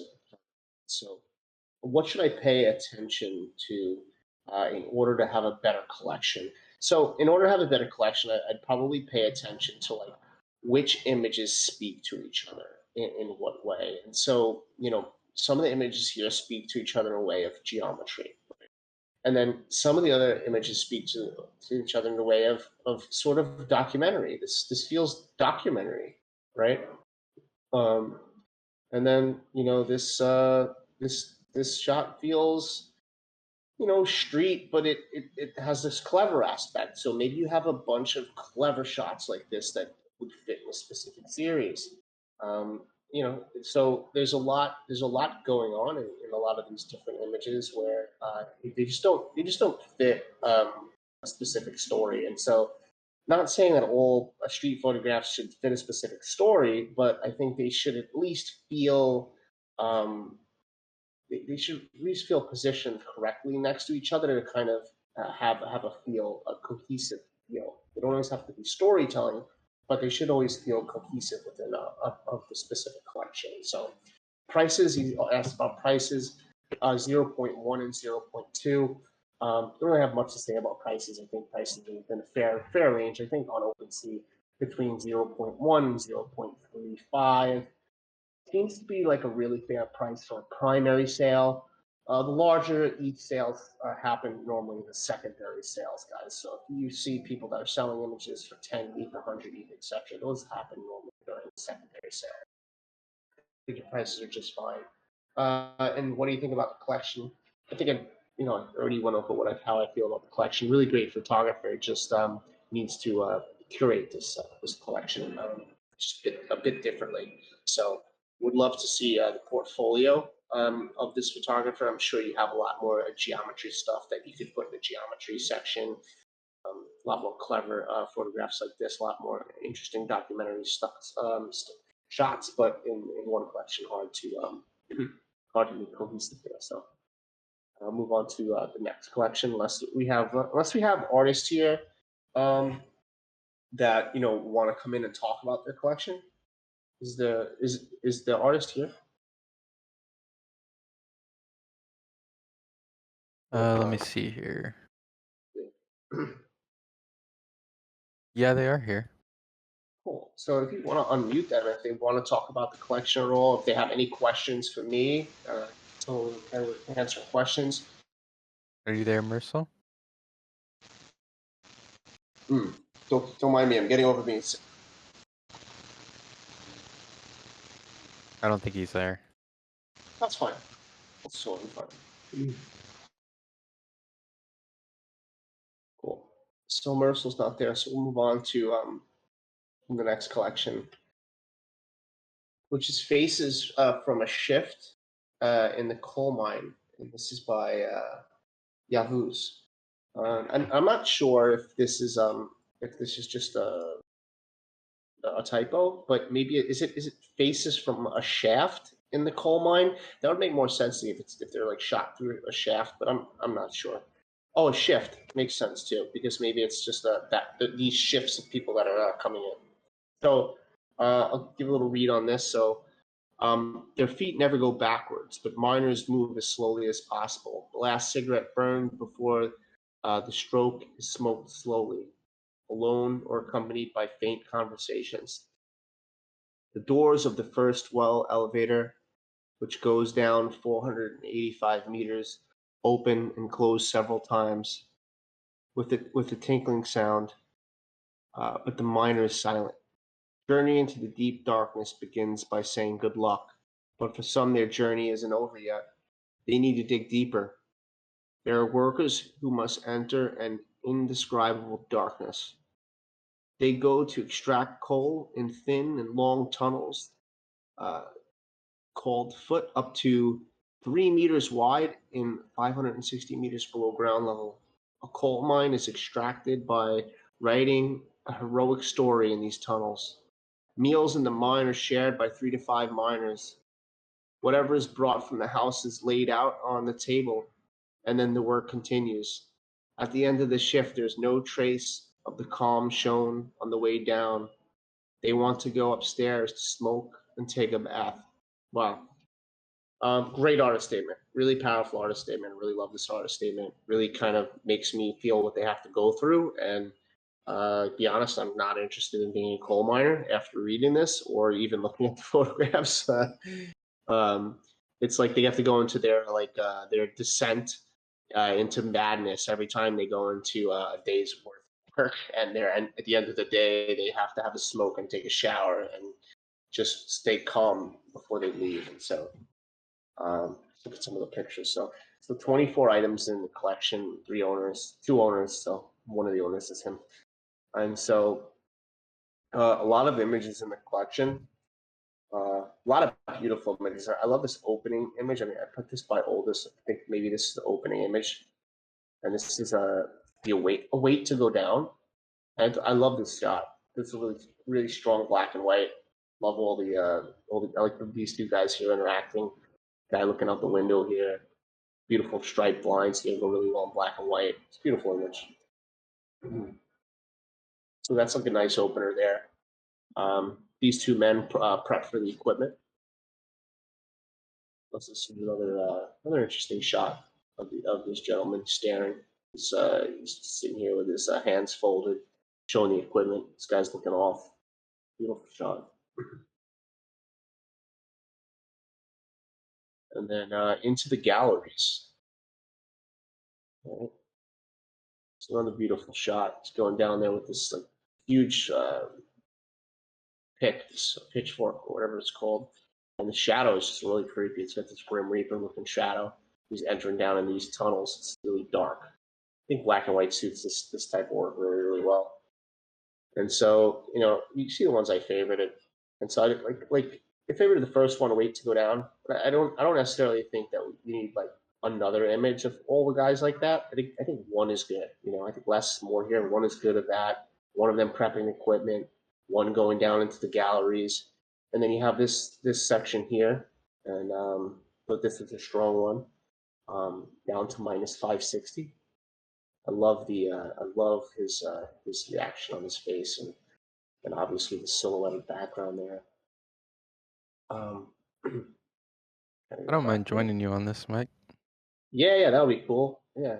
I mean, I'm very much an amateur photographer, so take my opinions with a grain of salt.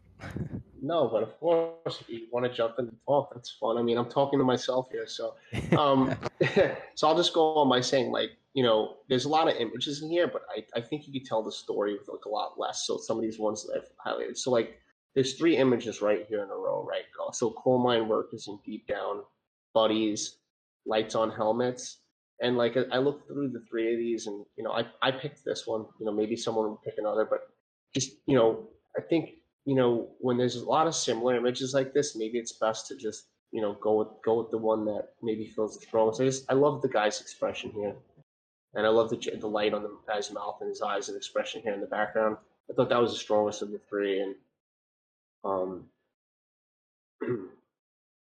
as you go down, there's a lot of photos in this collection, and so Miners sharing a meal. You have time to eat something. So, like I said, 2 images about the same thing. I'd pick one. This is the one I picked here. The elevator queue at the end of the shift with all the guys in the elevator queue. Got a lot of images like this as well of all the guys. I thought this one was really great.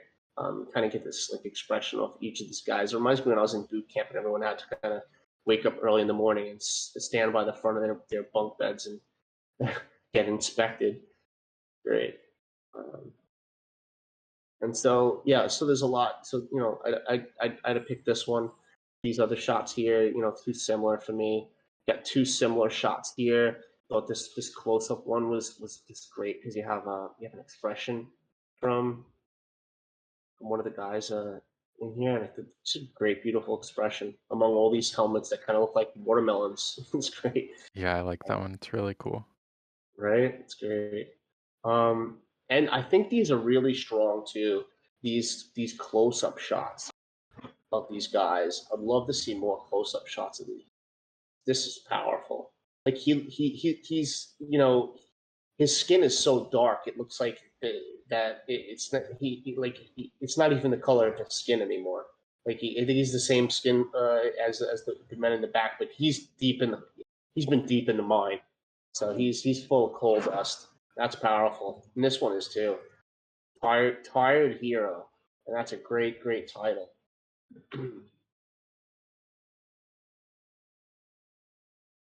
OpenSea's going a little slow here. Yeah, I think it's pretty interesting that they decided to shoot this in black and white. And you can really tell though that the coal dust and everything really gets brought out in the images. Yeah, you see it really well within the black and white too, right? Love this shot. It's really powerful, really emotive. Great composition too. Because the pick is filling up like the right side of the frame. Without the pick, it would feel weird. He'd be too far to the left. But because you have that pick, it's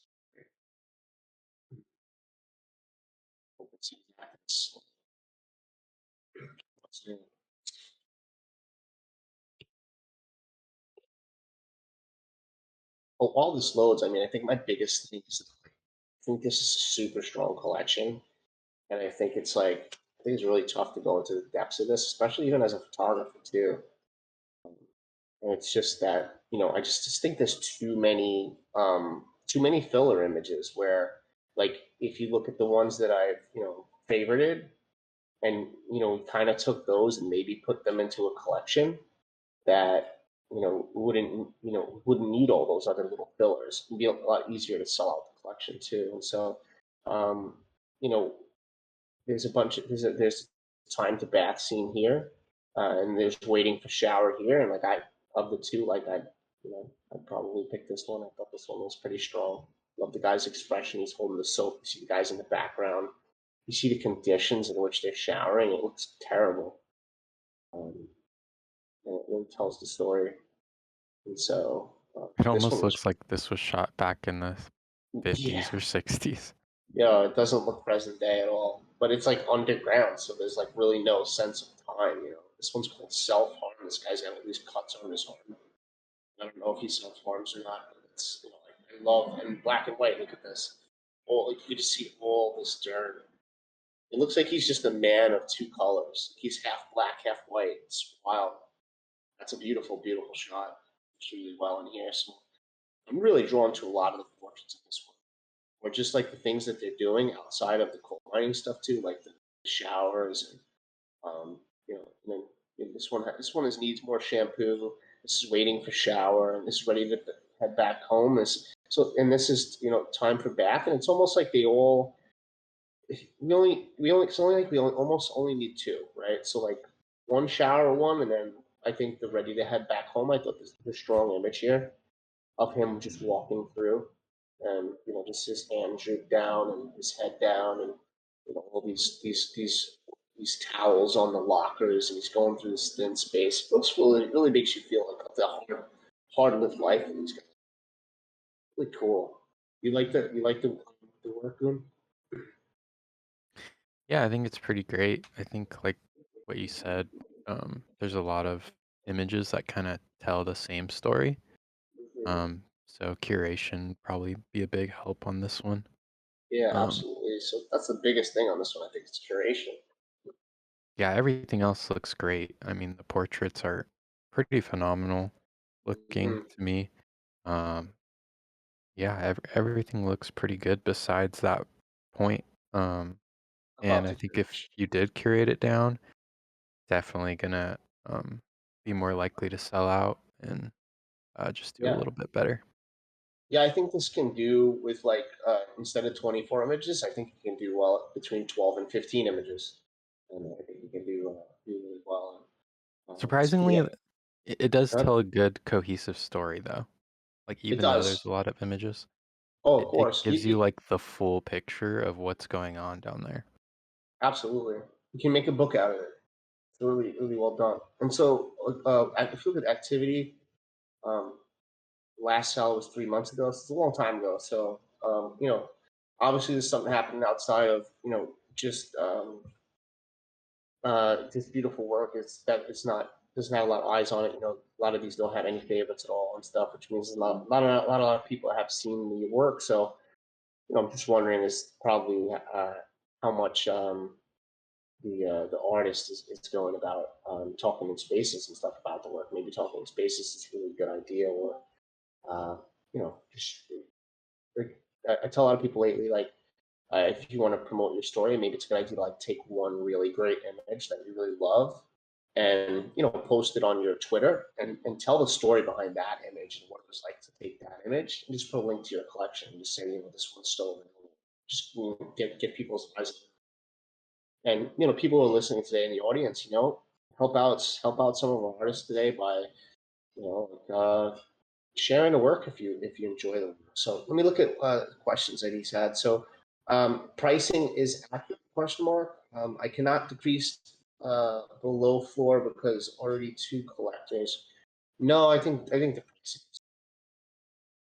I wouldn't worry about that. It's quality work. And what's your overall feeling about this project? I think we kind of went over that. Both me and Goon said, it's a really, really great project. It's really beautifully emotive, and I think it's really well done, shot in black and white. Pulling off the lighting in these conditions when it's really dark lighting, some really powerful portraits, some powerful group shots, some powerful overheads. Just needs a bit of curation. Yeah, that's it. So, uh, artists here and they have any questions, just give me questions.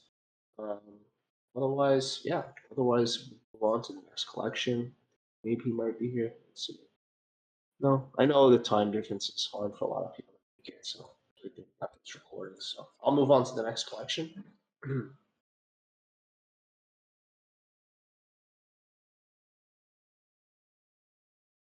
And this one's called Labor Omnia Vincet, and this is by Semih. Did I say that correctly? Semih. So we'll take a read on this. So all people who work with their hands are partly invisible, and the more important work they do, the more invisible they are. George Orwell. Wow, it's powerful. My new collection, Labor Omnia Vincit, is now available on OpenSea. In this collection, I tried to exhibit the virtue of the labor, and is dedicated to all those making their living the hard way. Our labor preserves us from three great evils: weariness, vice, and want. Voltaire. And then he goes on to say photographs number 1, 7, 10, 19, 20 have been given awards. Collection consists of 24 JPEGs. They're one of ones. And he's another Turkish photographer. I'm photographing for 20 years, so long time. Some awards and stuff. So, and all right, cool. So we look at this collection.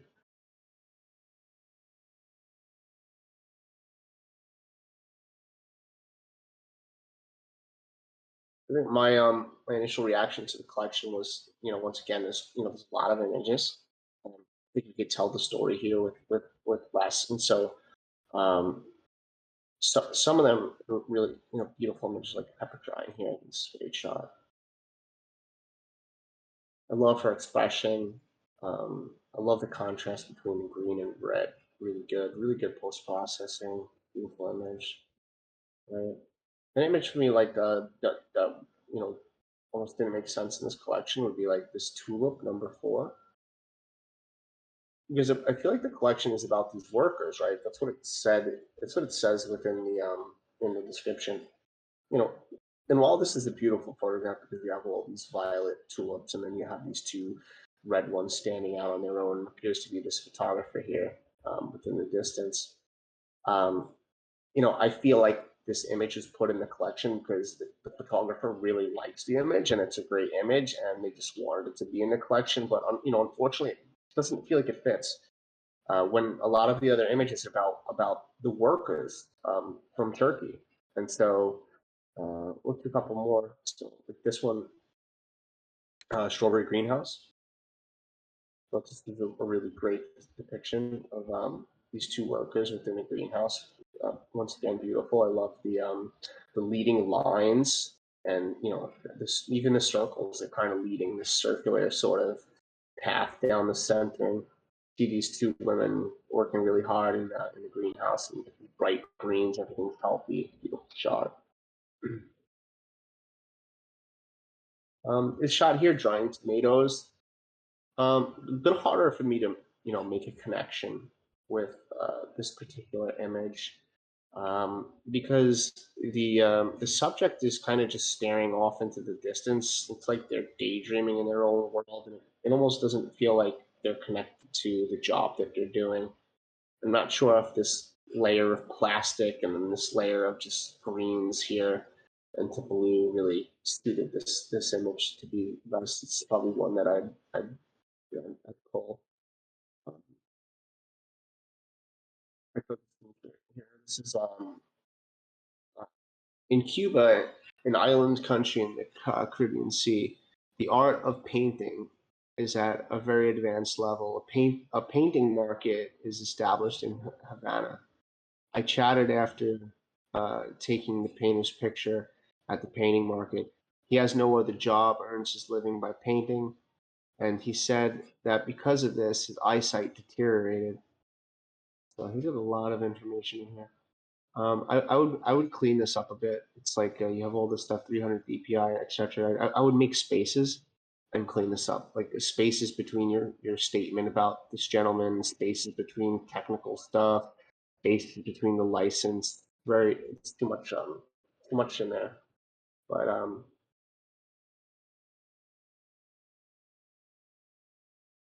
But beautiful image.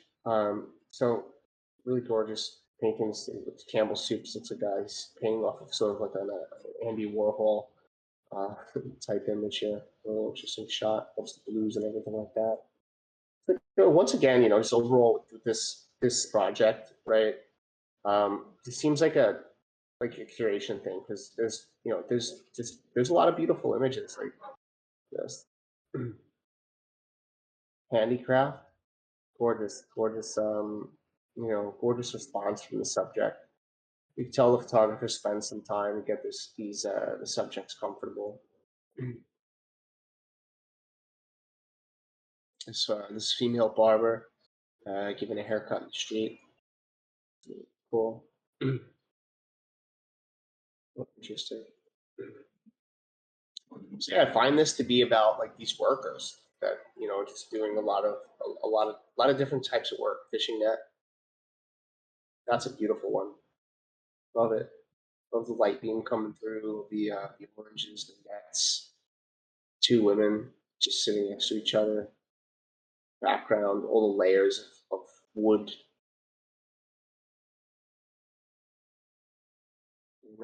I think this is one of my favorite shots actually. This pottery one. The lighting is perfect. Really beautiful lighting. And all these pots just forming a circle. There's another circle here. The expression is just so beautiful. Such a natural expression.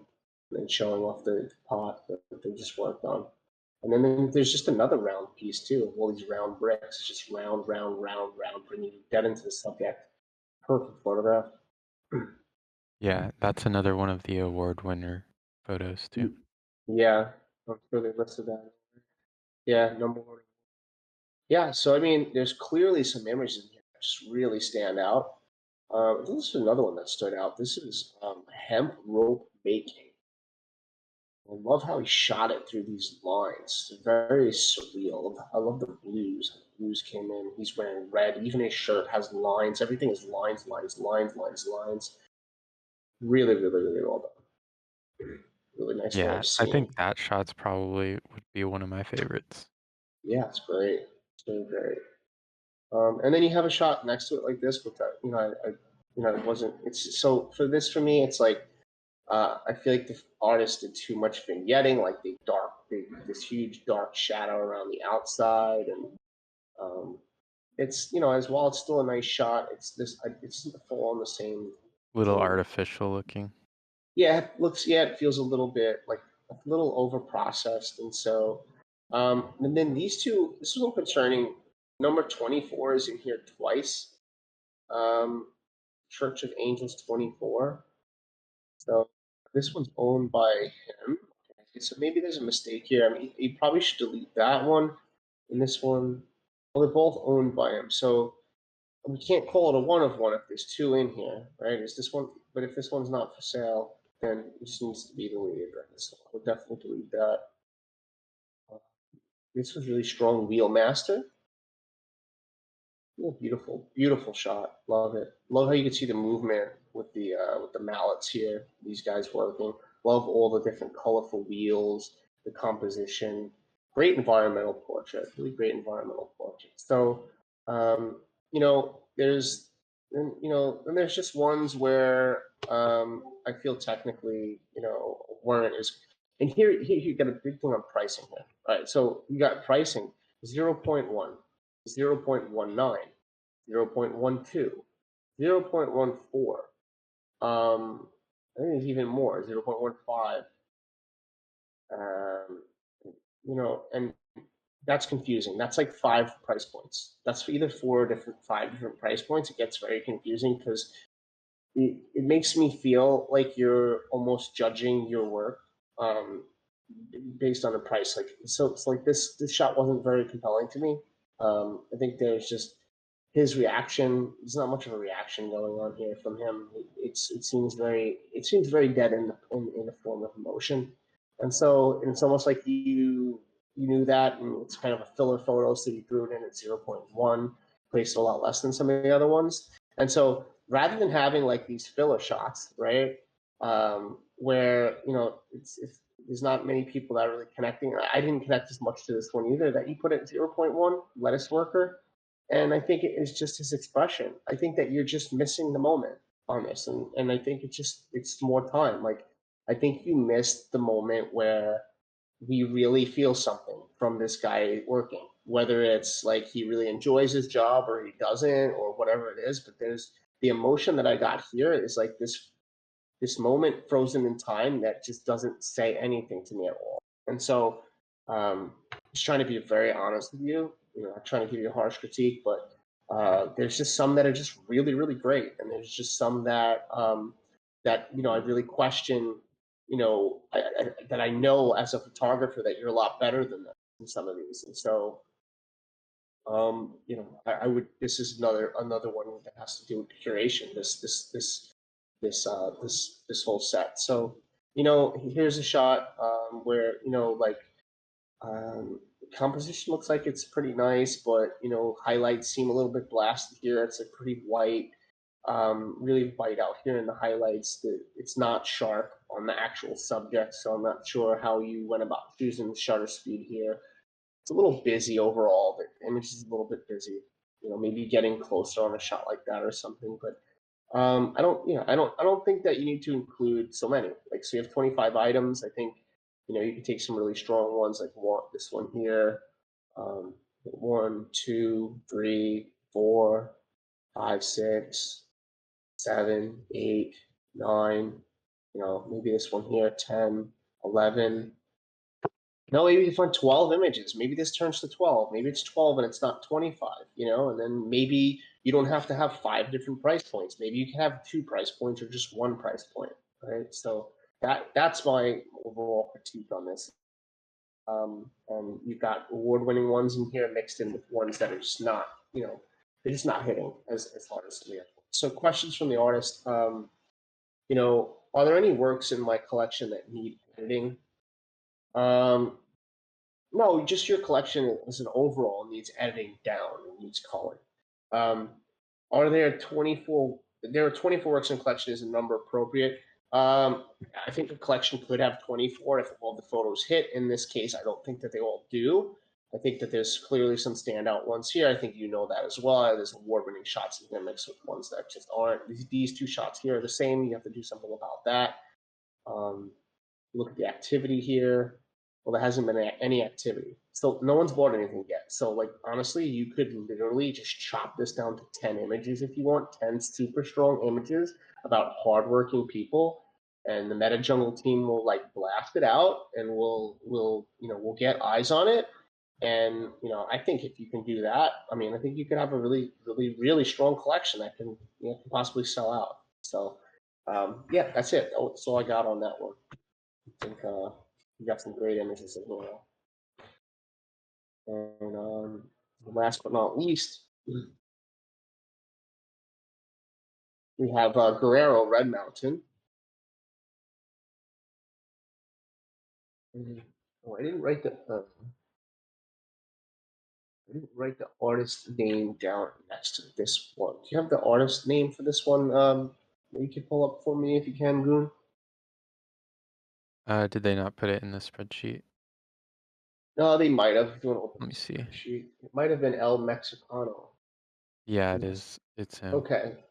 So I didn't know that was the artist name. I have that written here. Okay, it's El Mexicano. Okay, cool. So Guerrero Red Mountain. Montana Roja, as you say, is a series of photos about the life in the mountains of the state of Guerrero in Mexico. Most of these communities grow, harvest, and sell poppy to the Mexican cartels, which they later will make opium. Deep in the mountain zone of Guerrero State, with destroyed dirt roads, and in some cases without even dirt roads, there are hundreds of people living day by day. There are no jobs, no schools, very few opportunities for people living in these communities. A series of photos is a wide view of the life around these communities.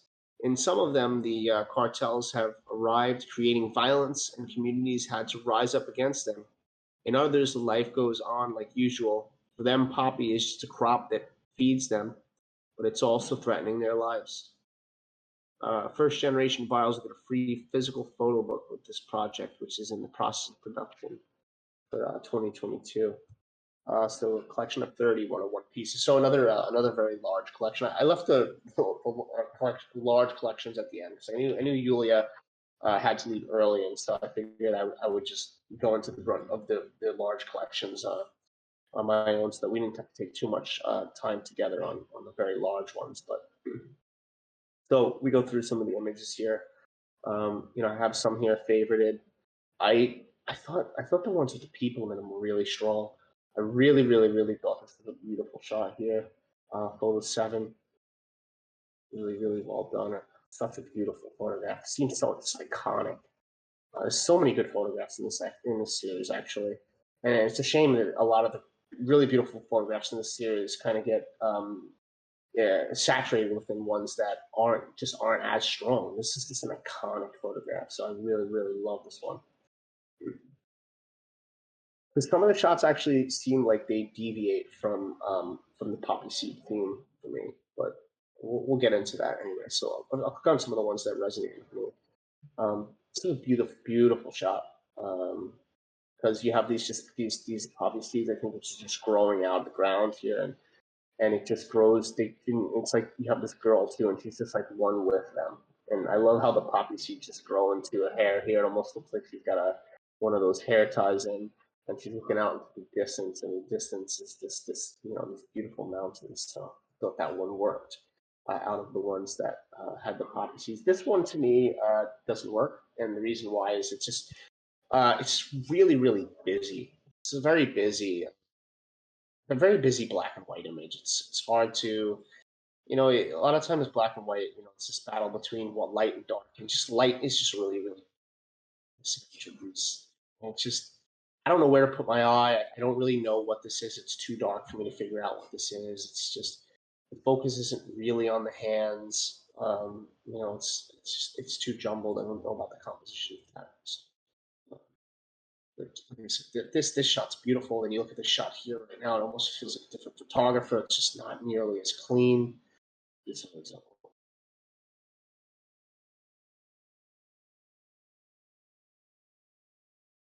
It's a beautiful shot. It's definitely a beautiful monochrome photo. Love these little pieces on the top of the seeds. It's nice. It's nice.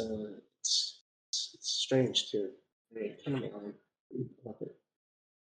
Some people working in the fields. A nice shot. Interesting how you have this kind of rounded carousel type composition and seeds here. And, you know, it's interesting for some. I think he said for some of this the poppy seeds.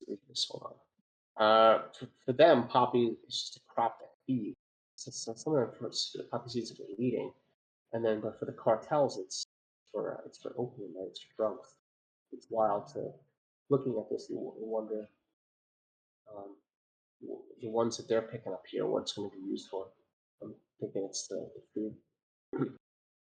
I gotta really get rid of these Discord notifications.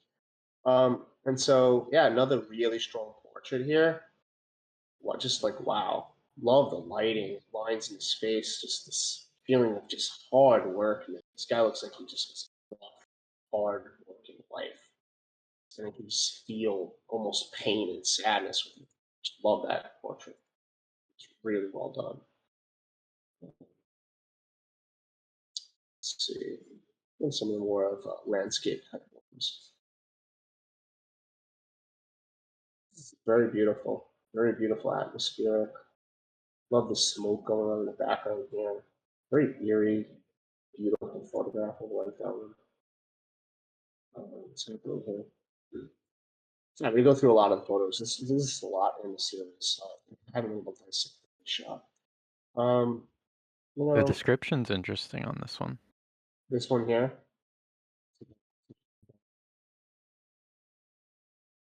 Yeah. So offering for a better rainy season, so the poppy crops will grow healthier, and they will have better sell. People in the communities in the mountains of Guerrero are very religious, but they mix pre-Hispanic rituals with Catholic beliefs. Wow. Photos about this.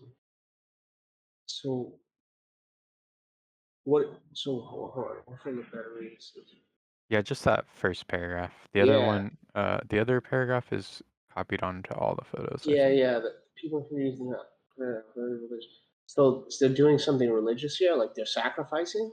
Yeah, like some Oh sort of yeah, they're gonna drop the offering. blood. The blood. It looks like he's gonna cut the neck and drop the blood in here. Yeah. Oh, that's powerful. I like that. It's kind of like a little background into kind of behind the scenes of what they're doing over there. Yeah, you know, there's a lot of good images in here. It's hard to say, you know, even how to call this, but it's just something. This is beautiful. These kids playing in the water. What was this title? Two kids playing in the river at the community of Arroyo in the mountains of Guerrero. So, you know, yeah, the kids playing. It's nice too. It's so. I'm wondering if the story ties into everything about being about the poppy seeds, or is it more about just this town of Guerrero? Because if it is, then you know this is a great shot. Love that. Great, really beautifully framed. Nothing's. I mean, the only thing I would say here is that this storm is overlapping here, and if it wasn't, then it'd be even stronger. It's a great shot. Kids and dogs wandering the community. Many of these communities have no school. The nearest school is many kilometers away, so many kids end up not going to school.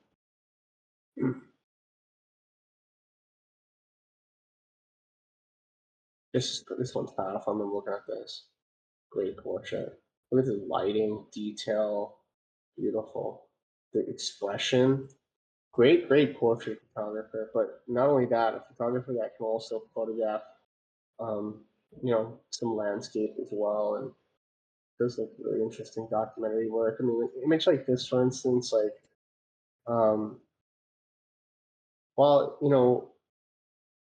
it is beautiful in some regards. Just this aspect of it's crowded. Like it's crowded. Like there's a lot going on here. Like my eyes are all over the white and everything, and I kind of wish it was just more close up and more about this child's expression, because I find that to be a beautiful point at photograph.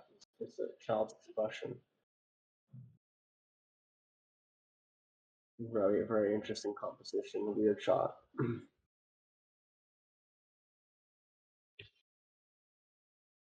Wow. I love the grain. It was very film grain.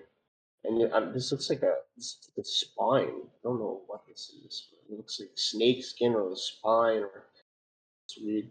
Um, a young woman leans next to the remains of a cow that was offered as an offering to San Miguel to have a better rainy season and thus have more opium paste to sell. A lot of this stuff is really revolved around the sale of opium. And it's almost like these people are like slaves for opium to the cartel at times. But it's gorgeous. Um, the Santa Cruz Band in the mountains of Guerrero, most of the towns in the mountains of Guerrero don't have schools. Kids end up wandering around, working on land at a very young age.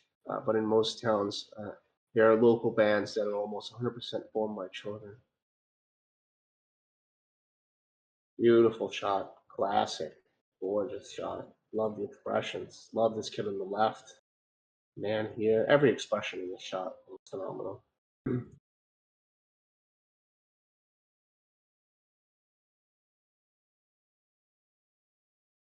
This is the last collection, by the way, guys. So I'm just trying to give credit on this collection and kind of go through a lot of these images. So, and I don't mind.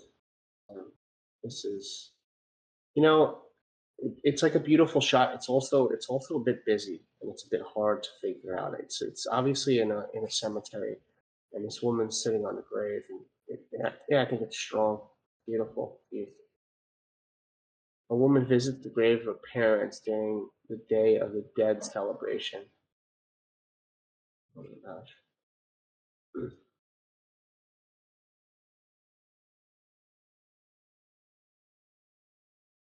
What is this, boxing? Every year, the locals of the mountain Grail gather to fight each other to honor the gods. One drop of blood equals one drop of water. The more blood the fighters spill, the more rain they will have. So there comes again a lot of those religious ideas. I feel like there's so many interesting stories I know the stories with this with the collection. pictures are so good. Yeah, I love this shot. This is so strange. Yeah. It's so good. That's like really fine art to me, and it doesn't feel like it's from this time period. It feels like it's from like a famous black and white photographer, like from a long time ago, Diane Right. Arbus or something. Like, I want to know the description on that. Okay, a kid holding the carrito, a figure made of fireworks, which he will run the streets of the town as a game during the celebrations of the Virgin Mary. Wow. That's probably the one I would buy. I really like that. That's crazy. Um, this is an interesting composition, really daring composition. Wild. I love the eye here and the eye of Mary. Just this is a really, really creative photographer. A woman with her Virgin Mary, a figure during the celebrations of the Virgin de Guadalupe at the community of Arroyo, Curating in the mountains of Guerrero.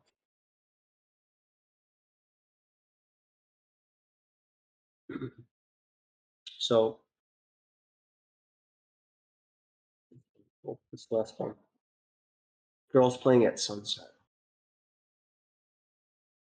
Beautiful. So it seems like the photo project is actually, you know, a documentary about these people from Guerrero.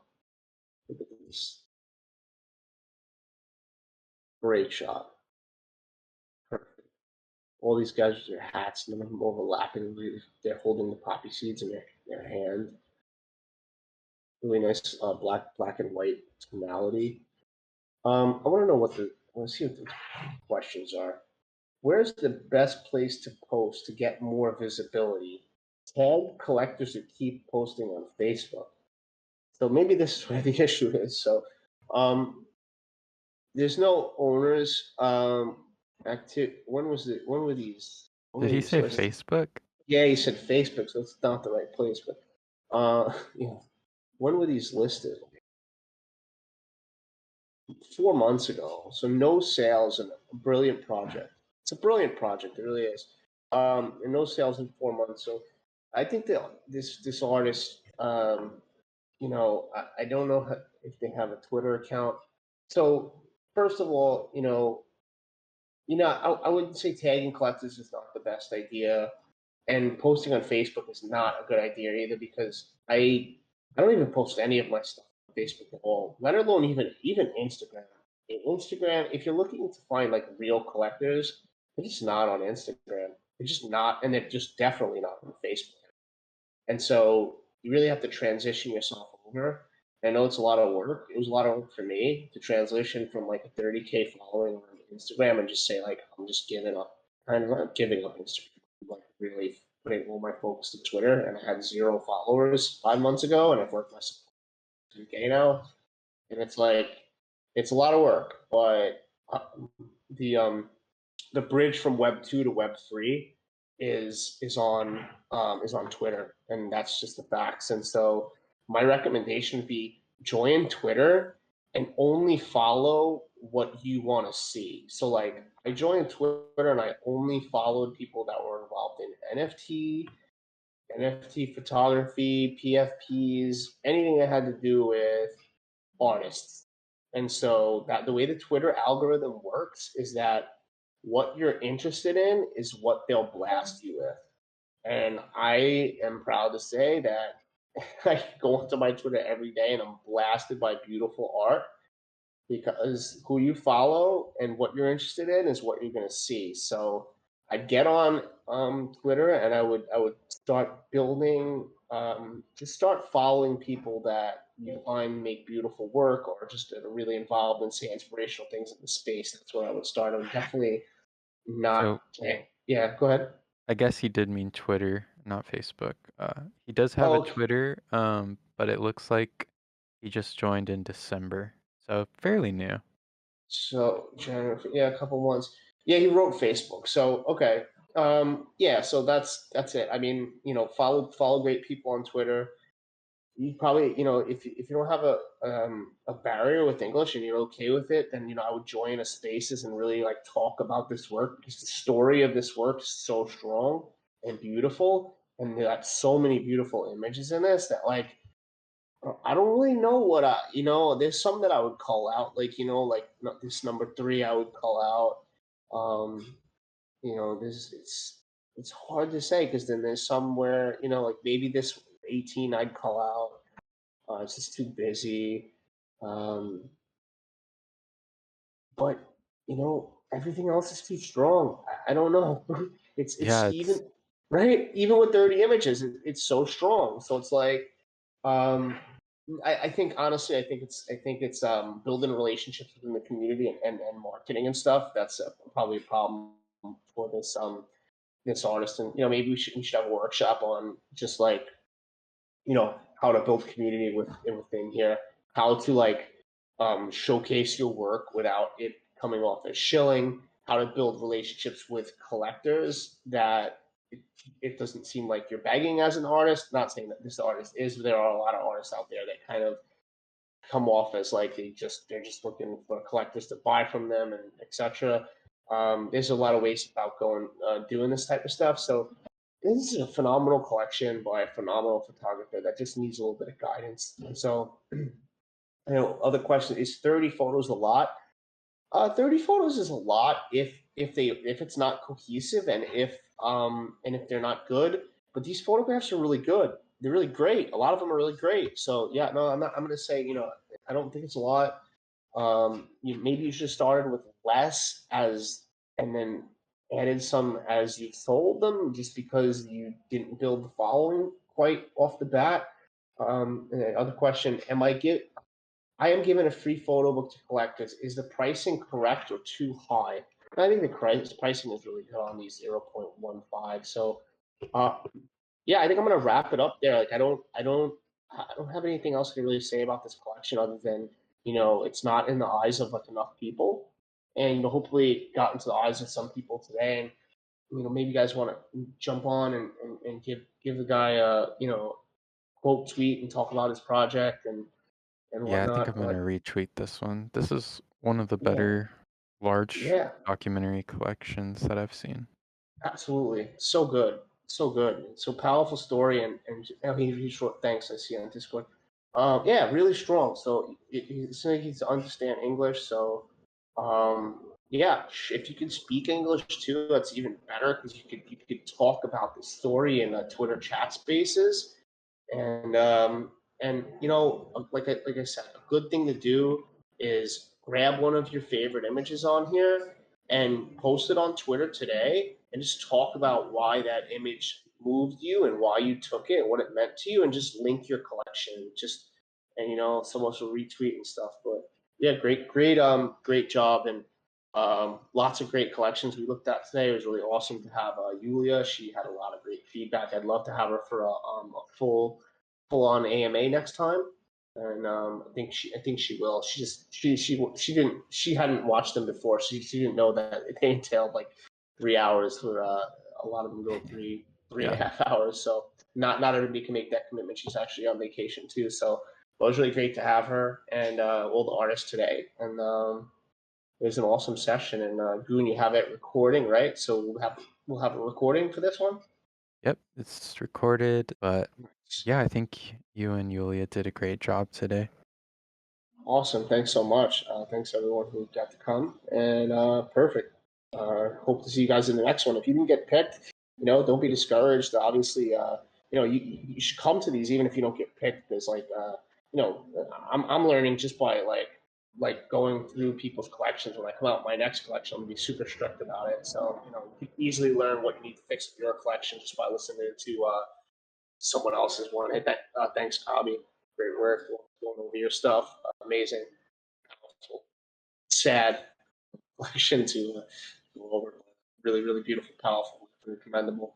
And yeah, and don't worry, because we're like doing these like twice a week now. We got a bunch of people that have volunteered to help with AMAs. So if you didn't get picked, just don't worry about it. Just listen in on the ones, and you get picked eventually. And so appreciate you guys for being here. So And there's so check out much to now. pick Yeah, up from every AMA, something to learn every time. So definitely right. I'm check it out. We sure. got one tomorrow with astro photography and night sky. That'll be hosted by Dan Hawk and Mustafa.